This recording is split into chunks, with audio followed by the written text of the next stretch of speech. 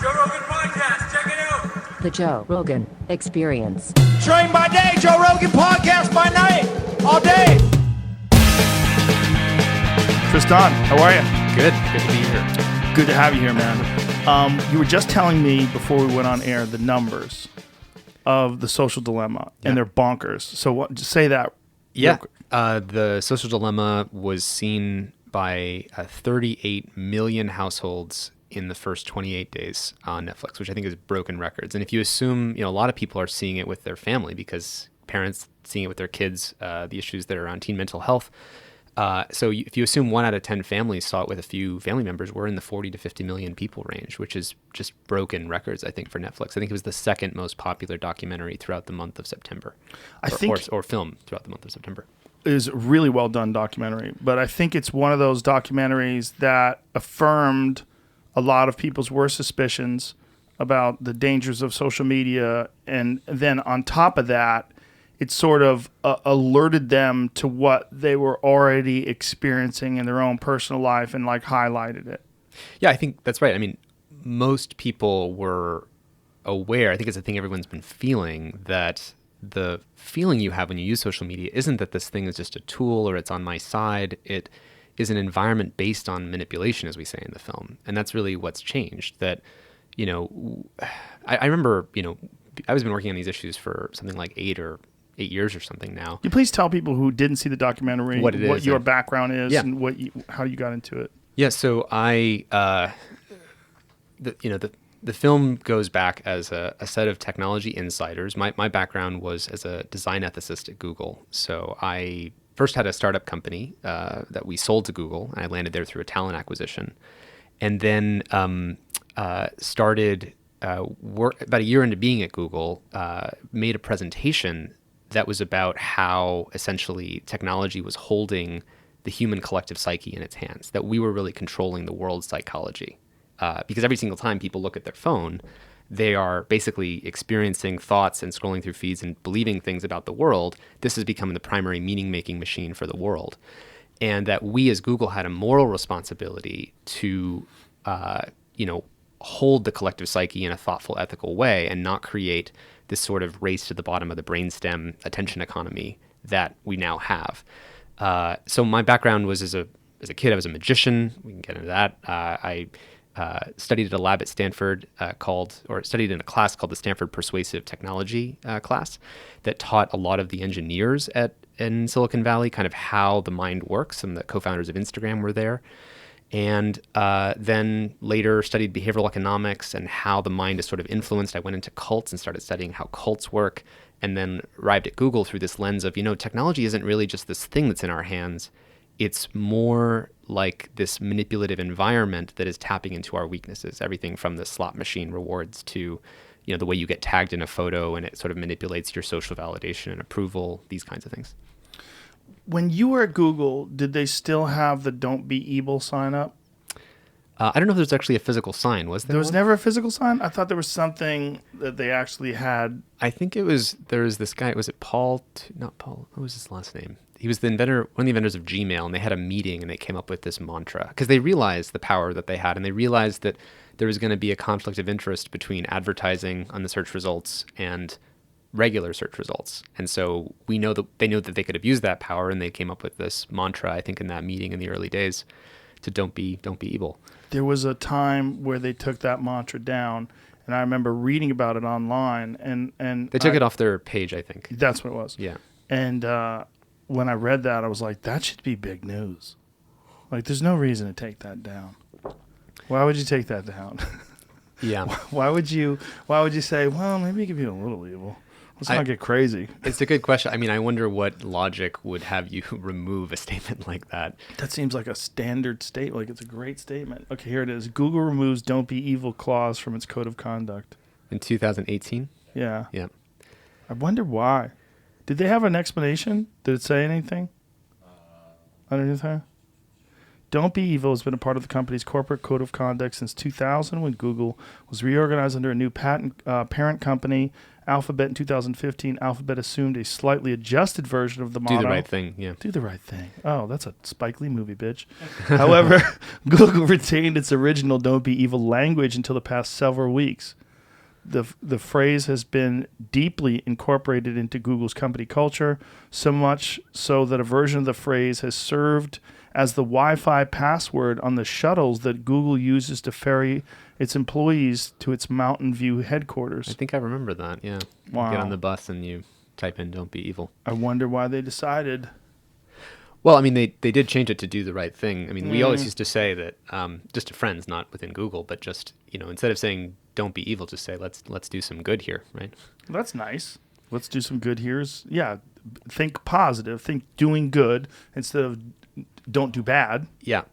But the problem is when you say "do good," the question is who's good? Because you live in a morally plural society. And there's this question of who are you to say what's good for people? And it's much easier to say let's reduce harms than it is to say let's actually do good like this. It says the updated version of Google's Code of Conduct still retains one reference to the company's unofficial motto.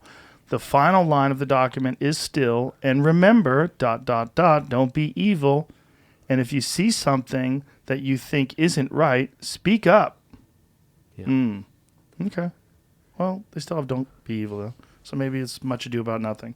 But having that kind of power, we were just before the podcast, we were watching Jack Dorsey speak to members of the Senate in regards to Twitter censoring the Hunter Biden story and censorship of conservatives, but allowing dictators to spread propaganda, dictators from other countries, and why and what this is all about.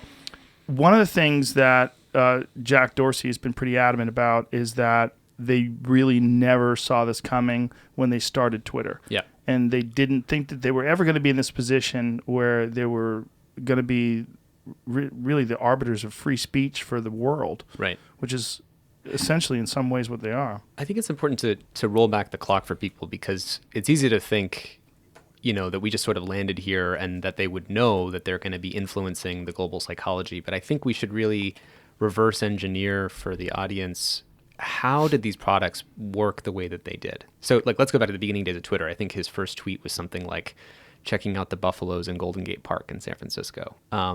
Jack was fascinated by the taxi cab dispatch system, that you could send a message and then all the taxis get it. And the idea is, could we create a dispatch system so that I post a tweet and then suddenly all these other people can see it?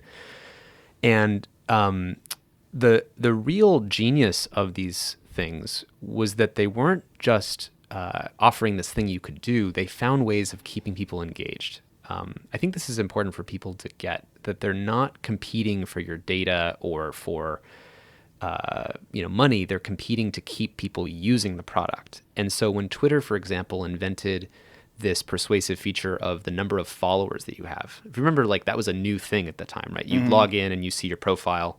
Here's the people who you can follow, and then here's the number of followers you have. That created a reason for you to come back every day to see how many followers do I have. So that was part of this race to keep people engaged, as we talk about in the film. These things are competing for your attention, that if you're not paying for the product, you are the product, but the thing that is the product is your predictable behavior. You're using the product in predictable ways. And I remember a conversation I had with someone at Facebook who was a friend of mine, who said in a coffee shop one day, people think that we, Facebook, are competing with something like Twitter, that one social network is competing with another social network. But really, he said, our biggest competitor is YouTube, because they're not competing for social networks, they're competing for attention. And YouTube is the biggest competitor in the digital space for attention. And that was a real light bulb moment for me, because you realize that as they're designing these products, they're finding new clever ways to get your attention. That's the real thing that I think is different in the film The Social Dilemma, rather than talking about censorship and data and privacy and these themes. It's really, what is the core influence or impact that the shape of these products have on how we're making meaning of the world when they're steering our psychology. Do you think that it was inevitable that someone manipulates the way people use these things to gather more attention? And do you think that any of this could have been avoided if there was laws against that? If instead of having these algorithms that specifically target things that you're interested in or things that you click on or things that are going to make you engage more, if they just allowed these things if someone said, listen, you can have these things, you can allow people to communicate with each other, but you can't manipulate their attention span. Yeah, I mean, I think so we've always had an attention economy, right? Right. And you're competing Sure. for it right now. And politicians compete for it. Can you vote for someone you've never paid attention to, never heard about, never heard them say something, outrageous? No. So there's always been an attention economy, and so it's hard to say we should regulate who gets attention or how. But it's organic in some ways. Right. Like this podcast is an organic. I mean, if we're in competition, it's organic. I Right. just put it out there, and if you watch it, you don't, or you don't. I don't. I don't have any say over it, and I'm not manipulating it in any way. Sort of. So, I mean, let's imagine that the podcast apps were different. And Okay. they actually, while you're watching, they had like the hearts and the stars and the kind of voting up in numbers, and you could like send messages back and forth. And Apple Podcasts worked in a way that didn't just reward, the things that you clicked follow on. It actually sort of promoted the stuff that someone said the most outrageous thing. Then you, as a podcast creator, have an incentive to say the most outrageous thing, and then you arrive at the top of the Apple Podcast or Spotify app. And that's the thing, is that we actually are competing for attention. It felt like it was neutral, and it was relatively neutral. And to progress that story back in time with, Twitter competing for attention, let's look at some other things that they did. So they also added this retweet, this instant resharing feature, right? And that made it more addictive because suddenly we're all playing the fame lottery, right? Like I could retweet your stuff and then you get a bunch of hits and then you could go viral and you could get a lot of attention. So then instead of the companies competing for attention, now each of us suddenly win the fame lottery over and over and over again, and we're getting attention. And then, I had another example I was going to think about, and I forgot it. What was it? You can jump in if you want. Apple has an interesting way of handling sort of the way they have their algorithm for their podcast app is it's secret. It's weird. But one of the things that it favors new shows, and it favors engagement in new subscribers. So comments, engagement, and new shows. There you go. And that's the same as competing for attention, because engagement must mean people like it. And that's Yeah. And there's going to be a fallacy as we go down that road, but go on. Well, it's interesting because you could say if you have a podcast and your podcast gets let's say 100,000 downloads, a new podcast can come along and it can get 10,000 downloads and it'll be ahead of you in the rankings. And so you could be number 3 and it could be number 2. And you're like, well, how is that number 2? And it's got 10 times less, but they don't do it that way. And Right. their logic is they don't want the podcast world to be dominated by, New York Times. And, The big ones, Yeah, and whatever's number 1 and number 2 and number 3 forever. We actually just experienced this. We have a podcast called Your Undivided Attention, and since the film came out, in that first month, we went from being, in the lower 100 or something like that, to we shot to the top 5. I think we were the number 1 tech podcast for a while, and so we just experienced this through the fact, not that we had the most listeners, but Yeah. because the trend was so rapid that we sort of jumped to the top. I think it's wise that they do that because eventually it evens out over time. You see some people rocket to the top like, oh my God, we're number 3. Yeah. And you're like, hang on there, fella. Just give it a couple of weeks. And then 3 weeks later, 4 weeks later, now they're number 48 and Right. they get depressed. Right. But that was really where you should have been. But the thing that Apple does that I really like in that is it gives an opportunity for these new shows to be seen, where they might have gotten just stuck because these rankings and the ratings for a lot of these shows are so consistent and they have such a following already. Yeah. It's very difficult for these new shows to gather attention. Right. And the problem was that there were some people that gamed the system, and there was companies that could literally move, like Earl Skakel. Remember, Earl became the number 1 podcast, and no one was listening to it. Earl has money, and he hired some people to game the system, and he was kind of open about it, and laughing about it. Now, isn't he banned from iTunes now or something? I think he got banned because of that, because it was so obvious he gamed the system. He had 1,000 downloads, and he was number 1. I mean, the thing is that Apple Podcasts you can think of as like the Federal Reserve or the government of the attention economy, because they're setting the rules by which you win, right? They could have set the rules, as you said, to be, who has the most listeners, and then you just keep rewarding the kings that already exist versus who has the most trending. There's actually a story A friend of mine told me, I don't know if it's true, although it was a fairly credible source, who said he was in a meeting with Steve Jobs when they were making the first podcast app, and that they had made a demo of something where you could see all the things your friends were listening to. So just like making a news feed like we do with Facebook and Twitter, right? And then he said was, well, why would we do that? If something is important enough, your friend will actually just send you a link and say you should listen to this. Like, why would we automatically just promote random things that your friends are listening to?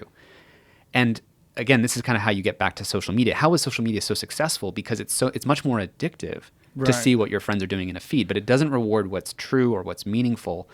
And this is the thing that people need to get about social media is it's really just rewarding the things that tend to keep people back addictively. The business model is addiction in this race to the bottom of the brainstem for attention. Well, it seems like if hindsight is 2020, what should have been done or what could have been done had we known where this would pile out is that they could have said, you can't do that. You can't manipulate these algorithms to make sure that people pay more attention and manipulate them to ensure that people become deeply addicted to these platforms. What you can do is just let them openly communicate. Right. But it has to be organic. And then the problem is, this is the thing I was going to say about Twitter is when one company does call it the engagement feed, meaning showing you the things that the most people are clicking on and retweeting, trending, things like that. Let's imagine there's two feeds. So there's the feed that's called the reverse chronological feed, meaning showing in order in time. Joe Rogan posted this 2 hours ago, but that's, after that you have the thing that people posted an hour and a half ago all the way up to 10 seconds ago. That's the reverse chronological. They have a mode like that on Twitter. If you click the sparkle icon, I don't know if you know this, it'll show you just in time, here's what people said, sorted by recency. But then they have this other feed called what people click on, retweet, et cetera, the most, the people you follow. And it sorts it by what it thinks you'll click on and want the most. Which one of those is more successful at getting your attention? The sort of recency, what they posted recently, versus what they know people are clicking on, retweeting on the most. Certainly what they know people are clicking on and retweeting the most. Correct. And so once Twitter does that, let's say Facebook was sitting there with the recency feed, like just showing you here's the people who posted in this time order sequence. They have to also switch to who is like the most relevant stuff, right? The most clicked, retweeted the most. So this is part of this race for attention that once one actor does something like that and they algorithmically, figure out what's most popular, the other companies have to follow. Because otherwise they won't get the attention. So it's the same thing if, Netflix adds the autoplay 5, 4, 3, 2, 1 countdown to get people to watch the next episode. That if that works at, say, increasing Netflix's watch time by 5%, YouTube sits there, says we just shrunk how much time people were watching YouTube because now they're watching more Netflix. So we're going to add 5, 4, 3, 2, 1 autoplay countdown. And it becomes, again, this game theoretic race of who's going to do more. Now if you open up TikTok doesn't even wait. I don't know if you know or if your kids use TikTok, but when you open up the app, it doesn't even wait for you to click on something. It just actually plays the first video the second you open it, which none of the other apps do, right? And the point of that is that causes you to enter into this engagement stream even faster. So this race for attention produces things that are not good for society. And even if you took the whack-a-mole stick or you took the antitrust case and you whack Facebook and you got rid of Facebook or you whack Google or you whack YouTube, you're just going to have more actors flooding in doing the same thing. And one other example of this is the time it takes to reach, let's say, 10 million followers. So if you remember back in wasn't it Ashton Kutcher who raced for the first million followers? Race with CNN, right? Yeah. So now if you think of it, the companies are competing for our attention. If they find out that each of us becoming a celebrity and having 1 million people we get to reach, if that's the currency of the thing that gets us to come back to get more attention, then they're competing at who can give us that bigger fame lottery hit faster. So let's say 2009 or 2010 when Ashton Kutcher did that, it took him, I don't know how long it took, months for him to get 1 million. I don't remember. It was a little bit though, right? And then TikTok comes along and says, hey, we want to give kids the ability to hit the fame lottery and make it big, hit the jackpot even faster. We want you to be able to go from 0 to 1 million followers in 10 days. Right. And so they're competing to make that shorter and shorter and shorter. And I know about this because, speaking from a Silicon Valley perspective, venture capitalists fund these new social platforms based on how fast they can get to like 100 million users. There was this famous line that like, I forgot what it was, but I think Facebook took like 10 years to get to 100 million users. Instagram took, I don't know, 4 years, 3 years or something like that.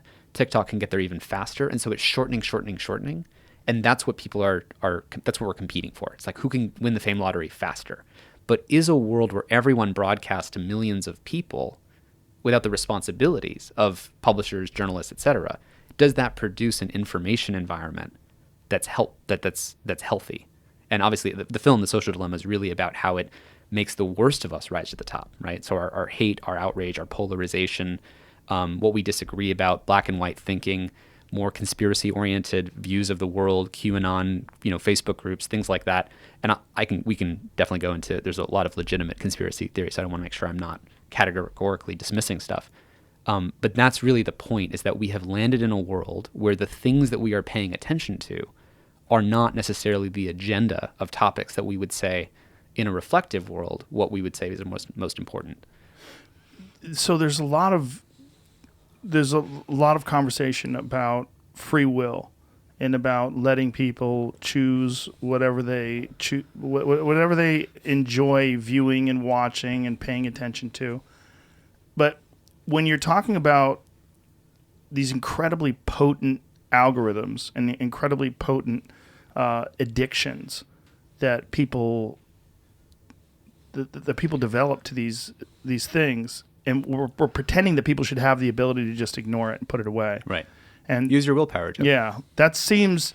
I have your kids use your willpower. I have a folder on my phone called Addict, and it's all caps, and it's at the end of my. You have to scroll through all my other apps to get to it, and so if I want to get to Twitter or Instagram, the problem is that the app switcher will put it in the most recent. So once you switch apps and you have Twitter in a recent, it'll be right there. So that's if the problem. If I want to go left, and if I want to see that, you can do that. Yeah, it's insanely addictive, and if you can control yourself, it's not that big a deal.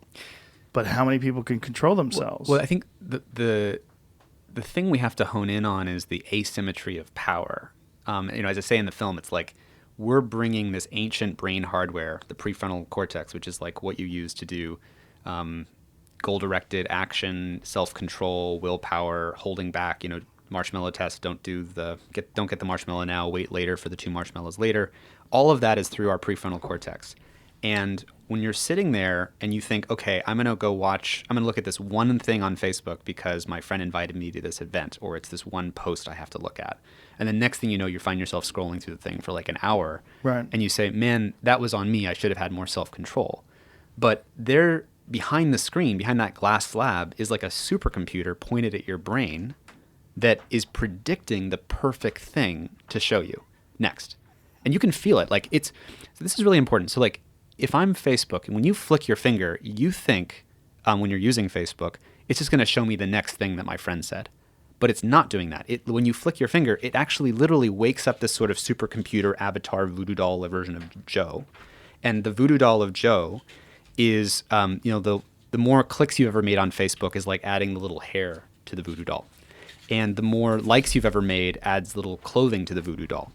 And the more watch time on videos you've ever had adds little shoes to the voodoo doll. So the voodoo doll is getting more and more accurate the more things you click on. This is in the film The Social Dilemma. Like, right. If you notice, like, the character, as he's using this thing, it builds a more and more accurate model that the 3 AIs behind the screen are kind of manipulating. And the idea is it can actually predict and prick the voodoo doll with this video or that post from your friends or this other thing, and it'll figure out the right thing to show you that it knows will keep you there, because it's already seen how that same video or that same post has kept 200 million other voodoo dolls there, because you just look like another voodoo doll. So here's an example. And this works the same on all the platforms. If you were a teen girl and you opened a dieting video on YouTube, 70% of YouTube's watch time comes from the recommendations on the right-hand side, right? So the things that are showing recommended videos next. And it will show you, what did it show that the girls who watched the teen dieting video? It showed anorexia videos, because those were better at keeping the teen girls' attention. Not because it said these are good for them, these are helpful for them. It just says these tend to work at keeping their attention. So again, These tend to work if you are already watching diet videos. yeah. So if you're a 13-year-old girl and you watch a diet video, YouTube wakes up its voodoo doll version of that girl and says, hey, I've got like 100 million other voodoo dolls of 13-year-old girls, right? And they all tend to watch these other videos. I don't know I just know that they have this word thinspiration is the name for it, Really? to be inspired for anorexia. Yeah, it's a real thing. YouTube addressed this problem a couple years ago, but when you let the machine run blind, all it's doing is picking stuff that's engaging. Why did they choose to not let the machine run blind with one thing, like anorexia? Well, so now we're getting into the Twitter censorship conversation Yeah. and the moderation conversation. So this is why I don't focus on censorship and moderation, because the real issue is if you blur your eyes and zoom way out and say, how does the whole machine tend to operate? Like, no matter what I start with, what is it going to recommend next? So, if you started with, a World War II video, YouTube would recommend a bunch of Holocaust denial videos, right? If you started teen girls with a dieting video, it would recommend these anorexia videos. In Facebook's case, if you joined, there's so many different examples here because Facebook recommends groups to people based on what it thinks is most engaging for you. So if you were a new mom, you had Renee DiResta, my friend, on this podcast. We've done a bunch of work together, and she has this great example of, as a new mom, she joined one Facebook group for mothers who do it-yourself baby food, like organic baby food. And then Facebook has this sidebar. It says, here's some other groups you might recommend, you might want to join.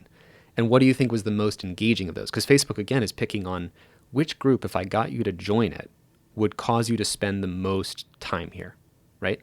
So for some do-it-yourself baby food groups, which group do you think it selected? Probably something about vaccines. Exactly. So Really? anti-vaccines for moms. Yeah. Okay. So then if you join that group, now it does the same, runs the process again. So now look at Facebook. So it says, hey, I've got these voodoo dolls. I've got like 100 million voodoo dolls, and they just joined this anti-vaccine moms group. And then what do they tend to engage with for a very long time if I get them to join these other groups? Which of those other groups would show up? I don't know. Chemtrails, Oh, okay. Pizzagate, Flat Earth? Flat Earth, absolutely. Yep. And YouTube recommended, so I'm interchangeably going from YouTube to Facebook because it's the same dynamic. They're competing for attention. And YouTube recommended Flat Earth conspiracy theories hundreds of millions of times. And so when you're a parent during COVID and you sit your kids in front of YouTube because you're like, this is the digital pacifier, got to let them do their thing, I got to do work. Right. And then you come back to the dinner table and your kid says, the Holocaust didn't happen and the earth is flat. And people are wondering why. It's because of this. And now to your point about this sort of moderation thing, we can take the whack-a-mole stick after the public yells and Renee and I, make a bunch of noise or something, and a large community, by the way, of people making noise about this. And they'll say, okay, shoot, you're right. Flat Earth, we got to deal with that. And so they'll tweak the algorithm. And then people make a bunch of noise about the thinspiration videos for anorexia for kids, and they'll deal with that problem. But then they start doing it based reactively. But again, if you zoom out, it's just still recommending stuff that's kind of from the crazy town section of Is YouTube. the problem the recommendation? Because I don't mind that people have ridiculous ideas about hollow earth because I think it's humorous. But I'm also a 53-year-old man. Right. Right? I'm not a 12-year-old boy with a limited education that is like, oh my God, the government's lying to us. There's lizard people that live under the earth. Right. But if that's the real argument about these conspiracy theories is that they can influence young people or the easily impressionable or people that maybe don't have a sophisticated sense of vetting out bullshit. Right. Well, and the algorithms aren't making a distinction between who is just laughing at it and who is deeply vulnerable to it. Exactly. And generally, it just says who's vulnerable to it. Because another example, the way I think about this is if you're driving down the highway and there's Facebook and Google trying to figure out like what should I give you based on what tends to keep your attention. If you look at a car crash and everybody driving on the highway, they look at the car crash. According to Facebook and Google, it's like the whole world wants car crashes. We just feed them car crashes after car crashes after car crashes. And what the algorithms do, as Guillaume Chasleau in the film says, who's the YouTube whistleblower for the YouTube recommendation system, is they find the perfect little rabbit hole for you that it knows will keep you there for 5 hours. And the conspiracy theory, like dark corners of YouTube, were the dark corners that tends to keep people there for 5 hours. And so you have to realize that we're now something like 10 years in to this vast psychology experiment where it's been, in every language in hundreds of countries, right? And in hundreds of languages, it's been steering people towards the crazy town. And when I say crazy town, I think of, imagine there's a spectrum on YouTube, and there's on one side you have like the calm Walter Cronkite, Carl Sagan, slow, kind of boring, but like educational material or something. And on the other side of the spectrum, you have, the craziest stuff you can find. Crazy Town. No matter where you start, you could start in Walter Cronkite or you could start in Crazy Town. But if I'm YouTube and I want you to watch more, am I going to steer you towards the calm stuff, or am I going to steer you more towards Crazy Town? Crazy Town. Always more towards Crazy Town. So then you imagine just tilting the floor of humanity just by like 3 degrees, right? And then you just step back and you let society run its course. As Jaron Lanier says in the film, if you just tilt society by 1 degree, 2 degrees, that's the whole world. That's what everyone is thinking and believing. And so if you look at the degree to which people are deep into rabbit hole conspiracy thinking right now, and again, I want to acknowledge COINTELPRO, Operation Mockingbird, there's a lot of real stuff, right? So Right. I'm not categorically dismissing it, but we're asking, what is the basis upon which we're believing the things we are about the world? And increasingly, that's based on technology. And we can get into, what's going on in Portland. Well, the only way I know that is I'm looking at my social media feed, and according to that, it looks like the entire city's on fire and it's a war zone. But I called a friend there the other day, and he said, it's a beautiful day. There's actually no violence anywhere near where I am. It's just like these 2 blocks or something like that. Right. And this is the thing, is warping our view of reality. And I think that's what really, for me, The Social Dilemma was really trying to accomplish as a film, and the director, Jeff Orlowski, was trying to accomplish, is how did this society go crazy everywhere all at once, seemingly. This didn't happen by accident, it happened by design of this business model. When did the business model get implemented? Like, when did they start using these algorithms to recommend things? Because initially, YouTube was just a series of videos, and it didn't have that recommended Correct. section. When was that? It's a good question. I mean, they originally YouTube was just post a video and you can get people to, Right. go to that URL and send it around. They needed to figure out, once the competition for attention got more intense, they needed to figure out, how am I going to keep you there? And so recommending those videos on the right-hand side, I think that was there pretty early, if I remember, actually. Because that was sort of the innovation, is like keeping people within this YouTube wormhole. And once people were in the YouTube wormhole, constantly seeing videos, that was what they could offer the promise to a new video uploader. Hey, if you post it here, you're going to get way more views than if you post it on Vimeo, right? And that's the thing. If I open up TikTok right now on my phone, Do you have TikTok on your phone? well, I'm not supposed to, obviously, but more for research purposes. Research. Do you know how to TikTok at all? No. Okay, I my don't. 12-year-old's obsessed. Oh, really? Oh, yeah, she can't even sit around. If she's standing still for 5 minutes, she just starts like... She starts TikToking. And that's the thing. I mean, 2012. 2012. Oh, so the Mayans were right. Right. 2012, the platform announced an update to the discovery system designed to identify the videos people actually want to watch by prioritizing videos that hold attention throughout, as well as increasing the amount of time a user spends on the platform overall. YouTube could assure advertisers that it was providing a valuable, high-quality experience for people. Yeah.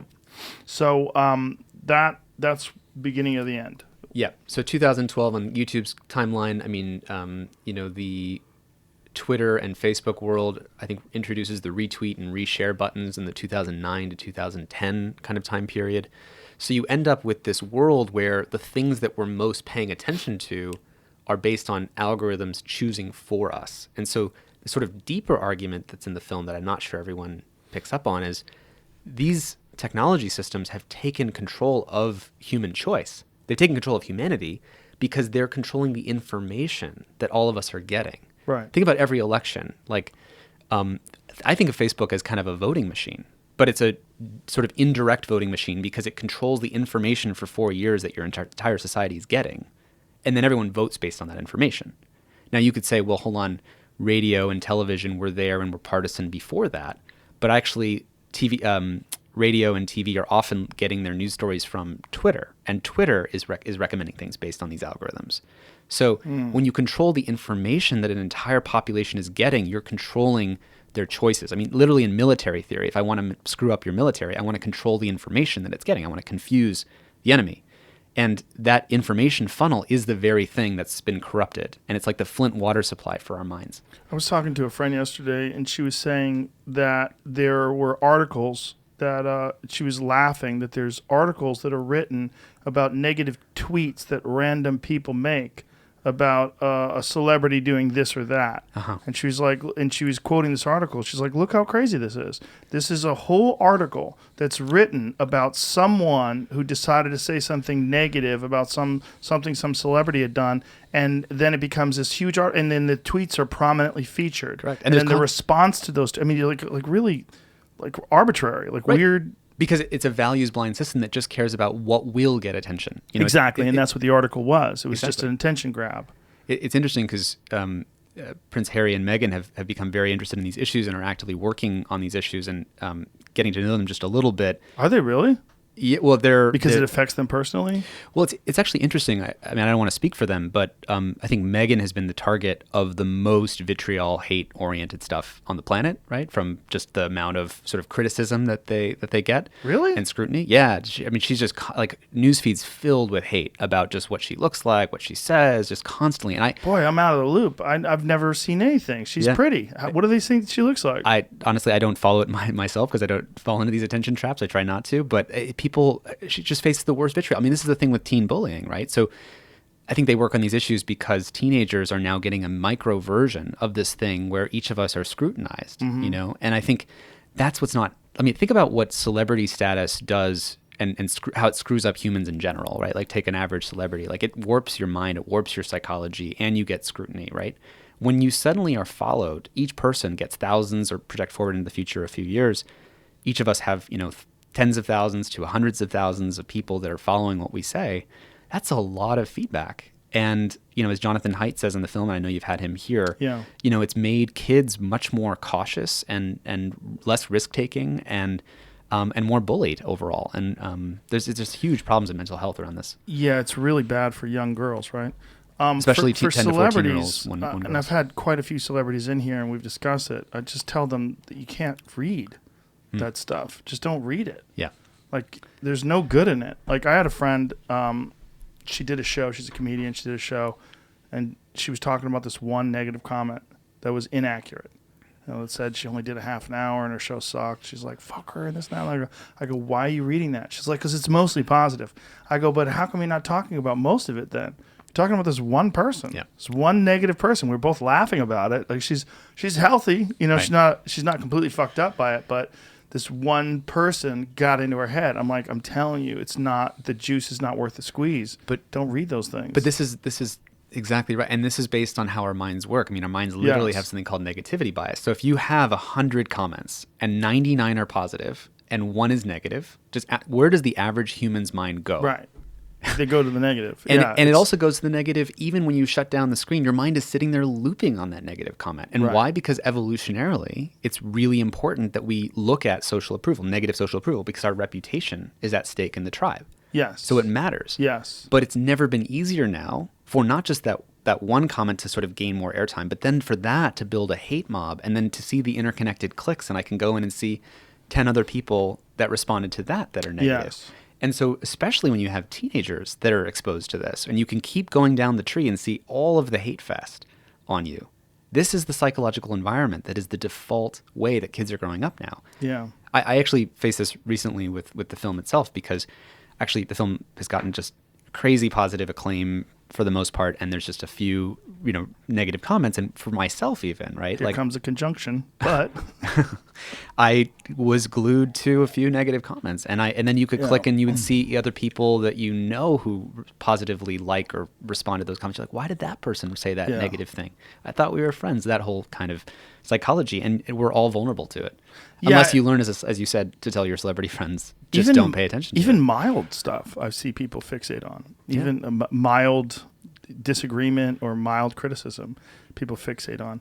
And it's also a problem because you realize that someone's saying this and you're not there and you can't defend yourself. So you have this like, feeling of helplessness, like, hey, that's not true. Right. I didn't. And then you don't get it out of your system. You never get to express it. And people can share that false negative stuff. I mean, not all negative stuff is false, but you can assert things and build on the hate fest, right? And start going crazy and saying this person's a white supremacist or this person's even worse. And that'll spread to thousands and thousands of people. And next thing you know, you check into your feed again at, 8 p.m. that night, and your whole reputation's been destroyed. Yes. And you didn't even know what happened to you. Well, And it's happening to teenagers too. I mean, they're anxious. Like I'll post, teenager will post a photo, they're high school, they make a dumb comment without thinking about it. And then next thing they know, at the end of the day, the parents are all calling because like 300 parents saw it and are calling up the parent of that kid. And it's, we talk to teachers a lot in our work at the Center for Humane Technology, and they will say that on Monday morning, this is before COVID, but on Monday morning, they spend the first like hour of class having to clear all the drama that happened on social media from the weekend for the kids. Jesus. And again, like this. And these kids are in what age group? This was like 8th, 9th, 10th grade, that kind of thing. And the other problem with these kids is there's not like a long history of people growing up through this kind of influence and successfully navigating it. No. These are the pioneers. Yeah, and they won't know anything different, which is why we talk about in the film, like this, they're growing up in this environment. And one of the simplest principles of ethics is the ethics of symmetry, doing unto others as you would do to yourself. And as we say at the end of the film, like one of the easiest ways that there's a problem here is that many of the executives at the social media tech companies don't let their own kids use social media. Right. They literally say at the end of the film, like we have a rule about it, we're religious about it, we don't do it. The CEO of Lunchables Foods didn't let his own kids eat Lunchables. That's when if you talk to a doctor or a doctor and you say, would you get this surgery for your own kid? They say, oh no, I would never do that. Like, would you trust that doctor? Right. And it's the same thing for a lawyer. So this is the relationship where we have a relationship of asymmetry, and technology is influencing all of us. And we need a system by which, when I was growing up, I grew up on the Macintosh and technology, and I was creatively doing programming projects and whatever else. The people who built the technology I was using would have their own kids use the things that I was using because they were creative and they were about tools and empowerment. And that's what's changed. We don't have that anymore because the business model took over. And so instead of having just tools sitting there like hammers waiting to be used to build, creative projects or programming to invent things or paintbrushes or whatever, we now have a manipulation-based technology environment where everything you use has this incentive to not only addict you, but to have you play the fame lottery, get social feedback, because those are all the things that keep people's attention. Isn't this also a problem with these information technologies being attached to corporations that have this philosophy of unlimited growth? Yes. So they're no matter how much they make.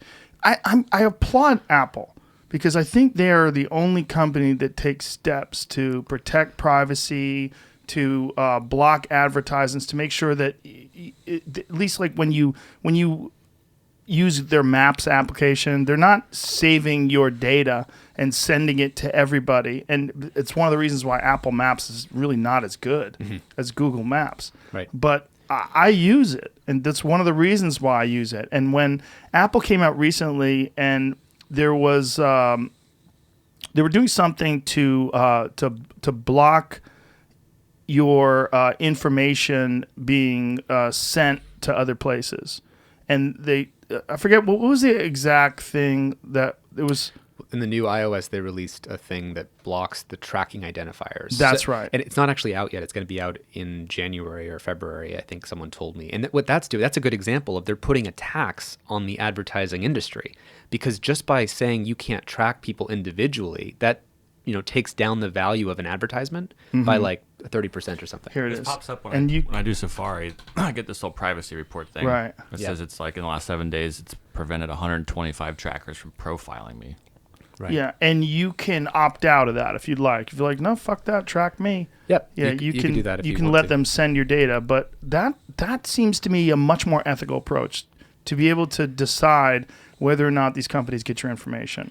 I mean, those things are great. The challenge is, imagine you get the privacy equation perfectly right. Look at this. Apple working on its own search engine as Google ties I could saw be this. cut soon. I started using DuckDuckGo Yep. for that very reason, just because they don't do anything with it. They give you the information, but they don't take your data and do anything with it. The challenge is, let's say we get all the privacy stuff perfectly right, and data protection and data controls and all that stuff in a system that's still based on attention and grabbing attention and harvesting and strip mining our brains. You still get maximum polarization, addiction, mental health problems, isolation, teen depression and suicide, polarization, breakdown of truth, right? Right. So we really focus in our work on those topics because that's the direct influence of the business model on warping society. Like, we need to name this mind warp. We think of it like the climate change of culture, that, these seem like different disconnected topics, much like with climate change. You'd say, like, okay, we've got species loss in the Amazon, we're losing insects, we've got melting glaciers, we've got ocean acidification, we've got the coral reefs, dying. These can feel like disconnected things until you have a unified model of how emissions change all of those different phenomena, right? In the social fabric, we have shortening of attention spans, we have more outrage-driven news media, we have more polarization, we have more breakdown of truth, we have more conspiracy-minded thinking. These seem like separate events and separate phenomena, but they're actually all part of this attention extraction paradigm that the company's growth, as you said, depends on extracting more of our attention, which means more polarization, more extreme material, more conspiracy thinking, and shortening attention spans. Because we also say, like, if we want to double the size of the attention economy, I want your attention, Joe, to be split into two separate streams.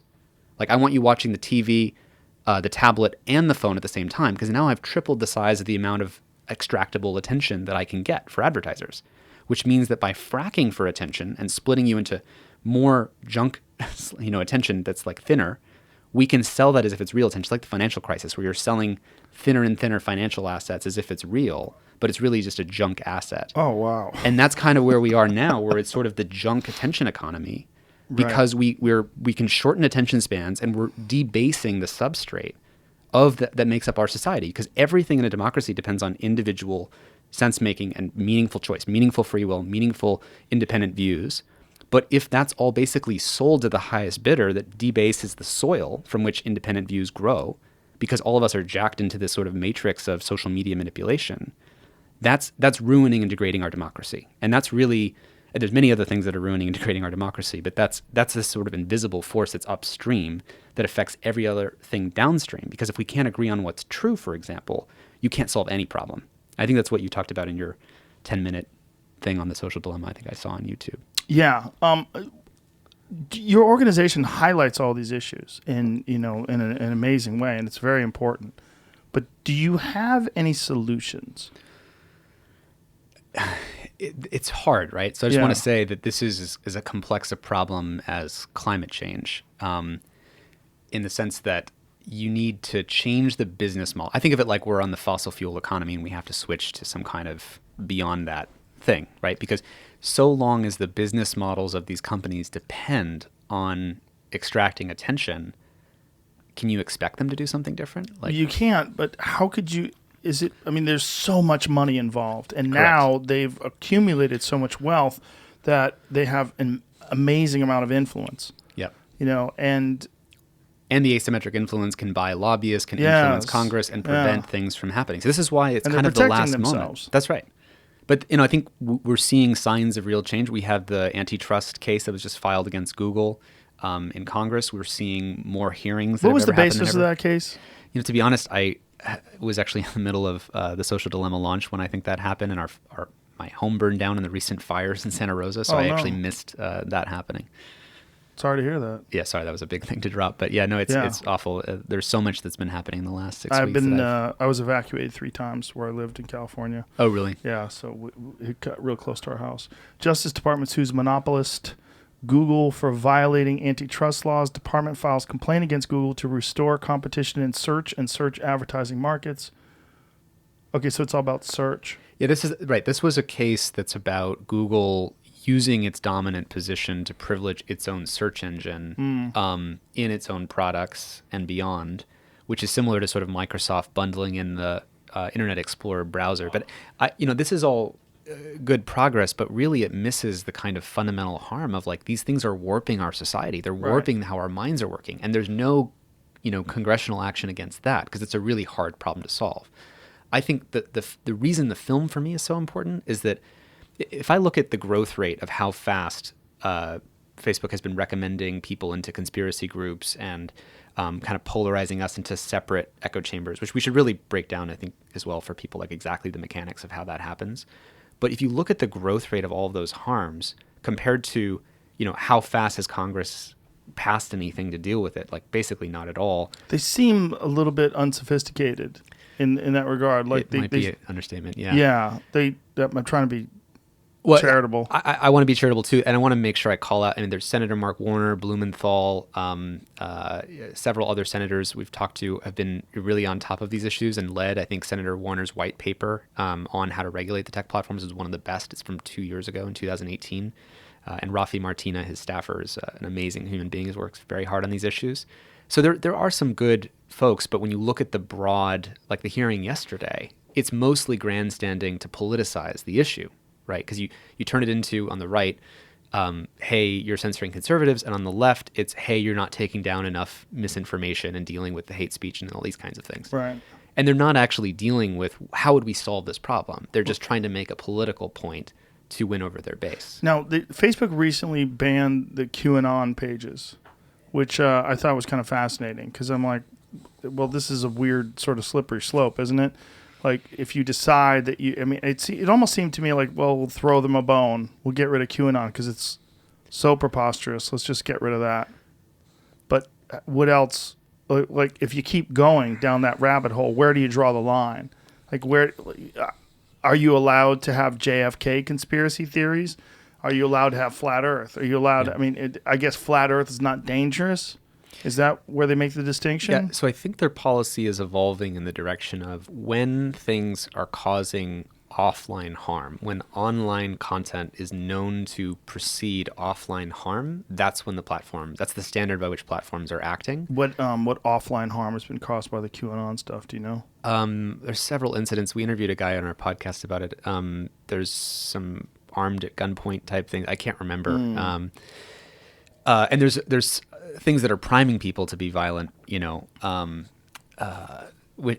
just want to say these are really tricky topics, right? I think what I want to make sure we get to, though, is that there are many people manipulating the groupthink that can happen in these echo chambers. Because once you're in one of these things, like I studied cults earlier in my career, and the power of cults is like they're a vertically integrated persuasion stack because they control your social relationships. They control who you're hearing from and who you're not hearing from.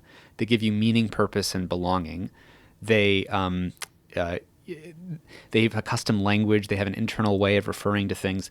And social media allows you to create this sort of decentralized cult factory where it's easier to grab people into an echo chamber where they only hear from other people's views. And Facebook, I think, even just recently announced that they're going to be promoting more of the Facebook group content into feeds, which means that they're actually going to make it easier for that kind of manipulation to happen. But did they make the distinction between group content and conspiracy groups? Like, when does group content, when does it cross a line? I don't know. I mean, the policy teams that work on this are coming up with their own standards, so I'm not familiar with it. If you think about how hard it is to come up with a law at the federal level that all states will agree to. Then you imagine Facebook trying to come up with a policy that will be universal to all the countries that are running Facebook, right? Well, then you imagine how you take a company that never thought they were going to be in the position to do that. Correct. And then within a decade, they become the most prominent source of news and information on the planet Earth. Correct. And now they have to regulate it. And I actually believe Zuckerberg when he says, I don't want to make these decisions. I shouldn't be in this role where my beliefs decide the whole world's views. Right. He genuinely believes that. Yeah. And to be charitable to that. But the problem is he created a situation where he is now in that position. I mean, he got there very quickly, and they did it aggressively when they went into countries like Myanmar, Ethiopia, all throughout the African continent, where they gave, do you know about Free Basics? No. So this is the program that I think has gotten something like 700 million accounts onto Facebook, where they do a deal with like a telecommunications provider, like their version of AT&T in Myanmar or something. So when you get your smartphone, Facebook's built in. Facebook's built in. Yes, I do know about that. And there's a asymmetry of access where it's free to access Facebook, but it costs money to do the other things. So for the data plan. So you get a free Facebook account. Facebook is the internet, basically, because it's the free thing you can do on your phone. And then we know that there's fake information that's being spread there. So the data doesn't apply to Facebook use? Yeah, I think like the cost, like, you know how we pay for data here? Like I think you don't pay for Facebook, but you do pay for all the other things, which creates an asymmetry where of course you're going to use Facebook for most things. Right. So you have Facebook Messenger. Yeah. And video WhatsApp. calls. Yeah. Yeah. WhatsApp. I don't know exactly with video because different levels of Facebook has video calls as well, In right? general, they do. Yeah. I just don't know how that works in the developing world. But there's a joke within Facebook where, I mean, this has caused genocides, right? So in Myanmar, which is in the film, the Rohingya Muslim minority group, many Rohingya were persecuted and murdered because of fake information spread by the government on Facebook using their asymmetric knowledge with fake accounts. I mean, even just a couple weeks ago, Facebook took down a network of, I think, several 100,000 fake accounts in Myanmar.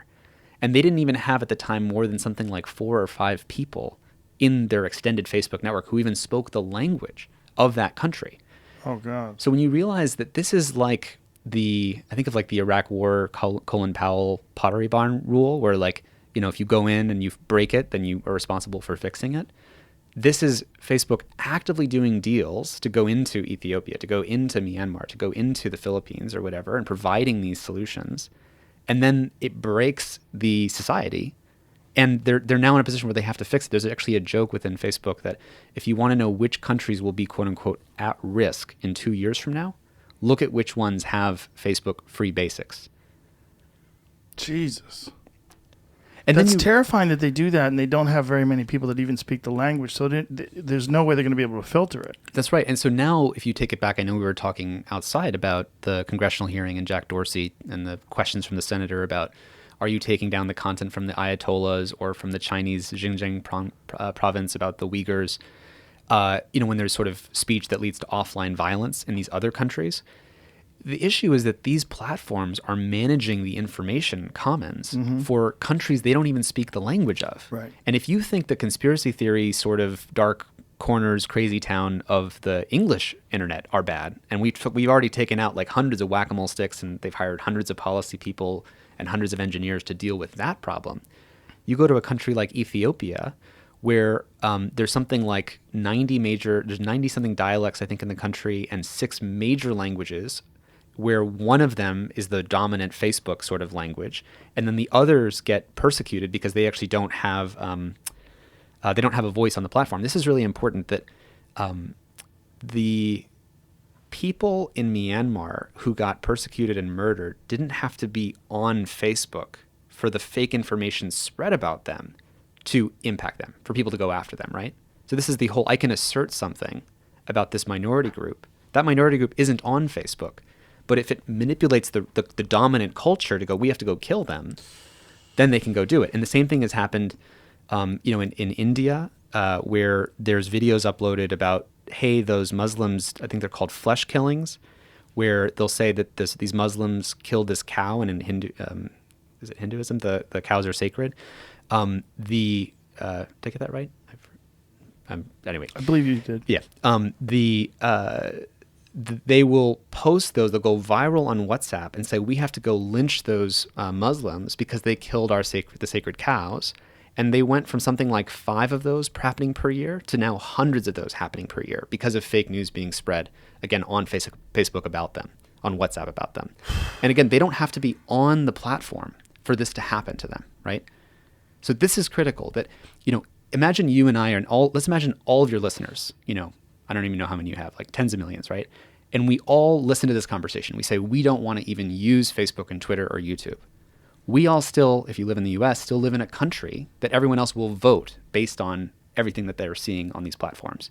If you zoom out to the global context, all of us, we don't use Facebook in Brazil, but if Brazil, which was heavily, the last election was skewed by Facebook and WhatsApp, where something like 87% of people saw at least one of the major fake news stories about Bolsonaro, and he got elected, and you have people in Brazil chanting, Facebook, Facebook, when he wins, and then he sets a new policy to wipe out the Amazon. All of us don't have to be on Facebook to be affected by a leader that wipes out the Amazon and accelerates climate change timelines because of those interconnected effects. So, we at the Center for Humane Technology are looking at this from a global perspective, where it's not just the U.S. election. Facebook manages something like 80 elections per year. And if you think that they're doing all the monitoring that they are for, English-speaking American election, most privileged society, Now look at the hundreds of other countries that they're operating in. Do you think that they're devoting the same resources to the other countries? This is so crazy. It's like, is that you, Jamie? What's that weird noise? You hear like a squeaky? I heard it too. Yeah. Maybe it was me. I don't think it is. Just might be feedback. There it is. It might be me. Is it? Breathing. I don't know. You have asthma? I think I had an allergy coming Oh. up. But, yeah. I was like, Making Sorry. some noises. What's terrifying is that we're talking about from 2012 to 2020, YouTube implementing this program, and then what is even the birth of Facebook? What is that, like 2002 or 3? Like 2004. 2004. This is such a short timeline, and having these massive worldwide implications from the use of these things. When you look at the future, do you look at this like a runaway train that's headed towards a cliff? Yeah, I mean, I think right now this thing is a Frankenstein that it's not like, even if Facebook is aware of all these problems, they don't have the staff unless they hired like hundreds of thousands of people, definitely minimum, to try to address all these problems. But the paradox we're in is that the very premise of these services is to rely on automation.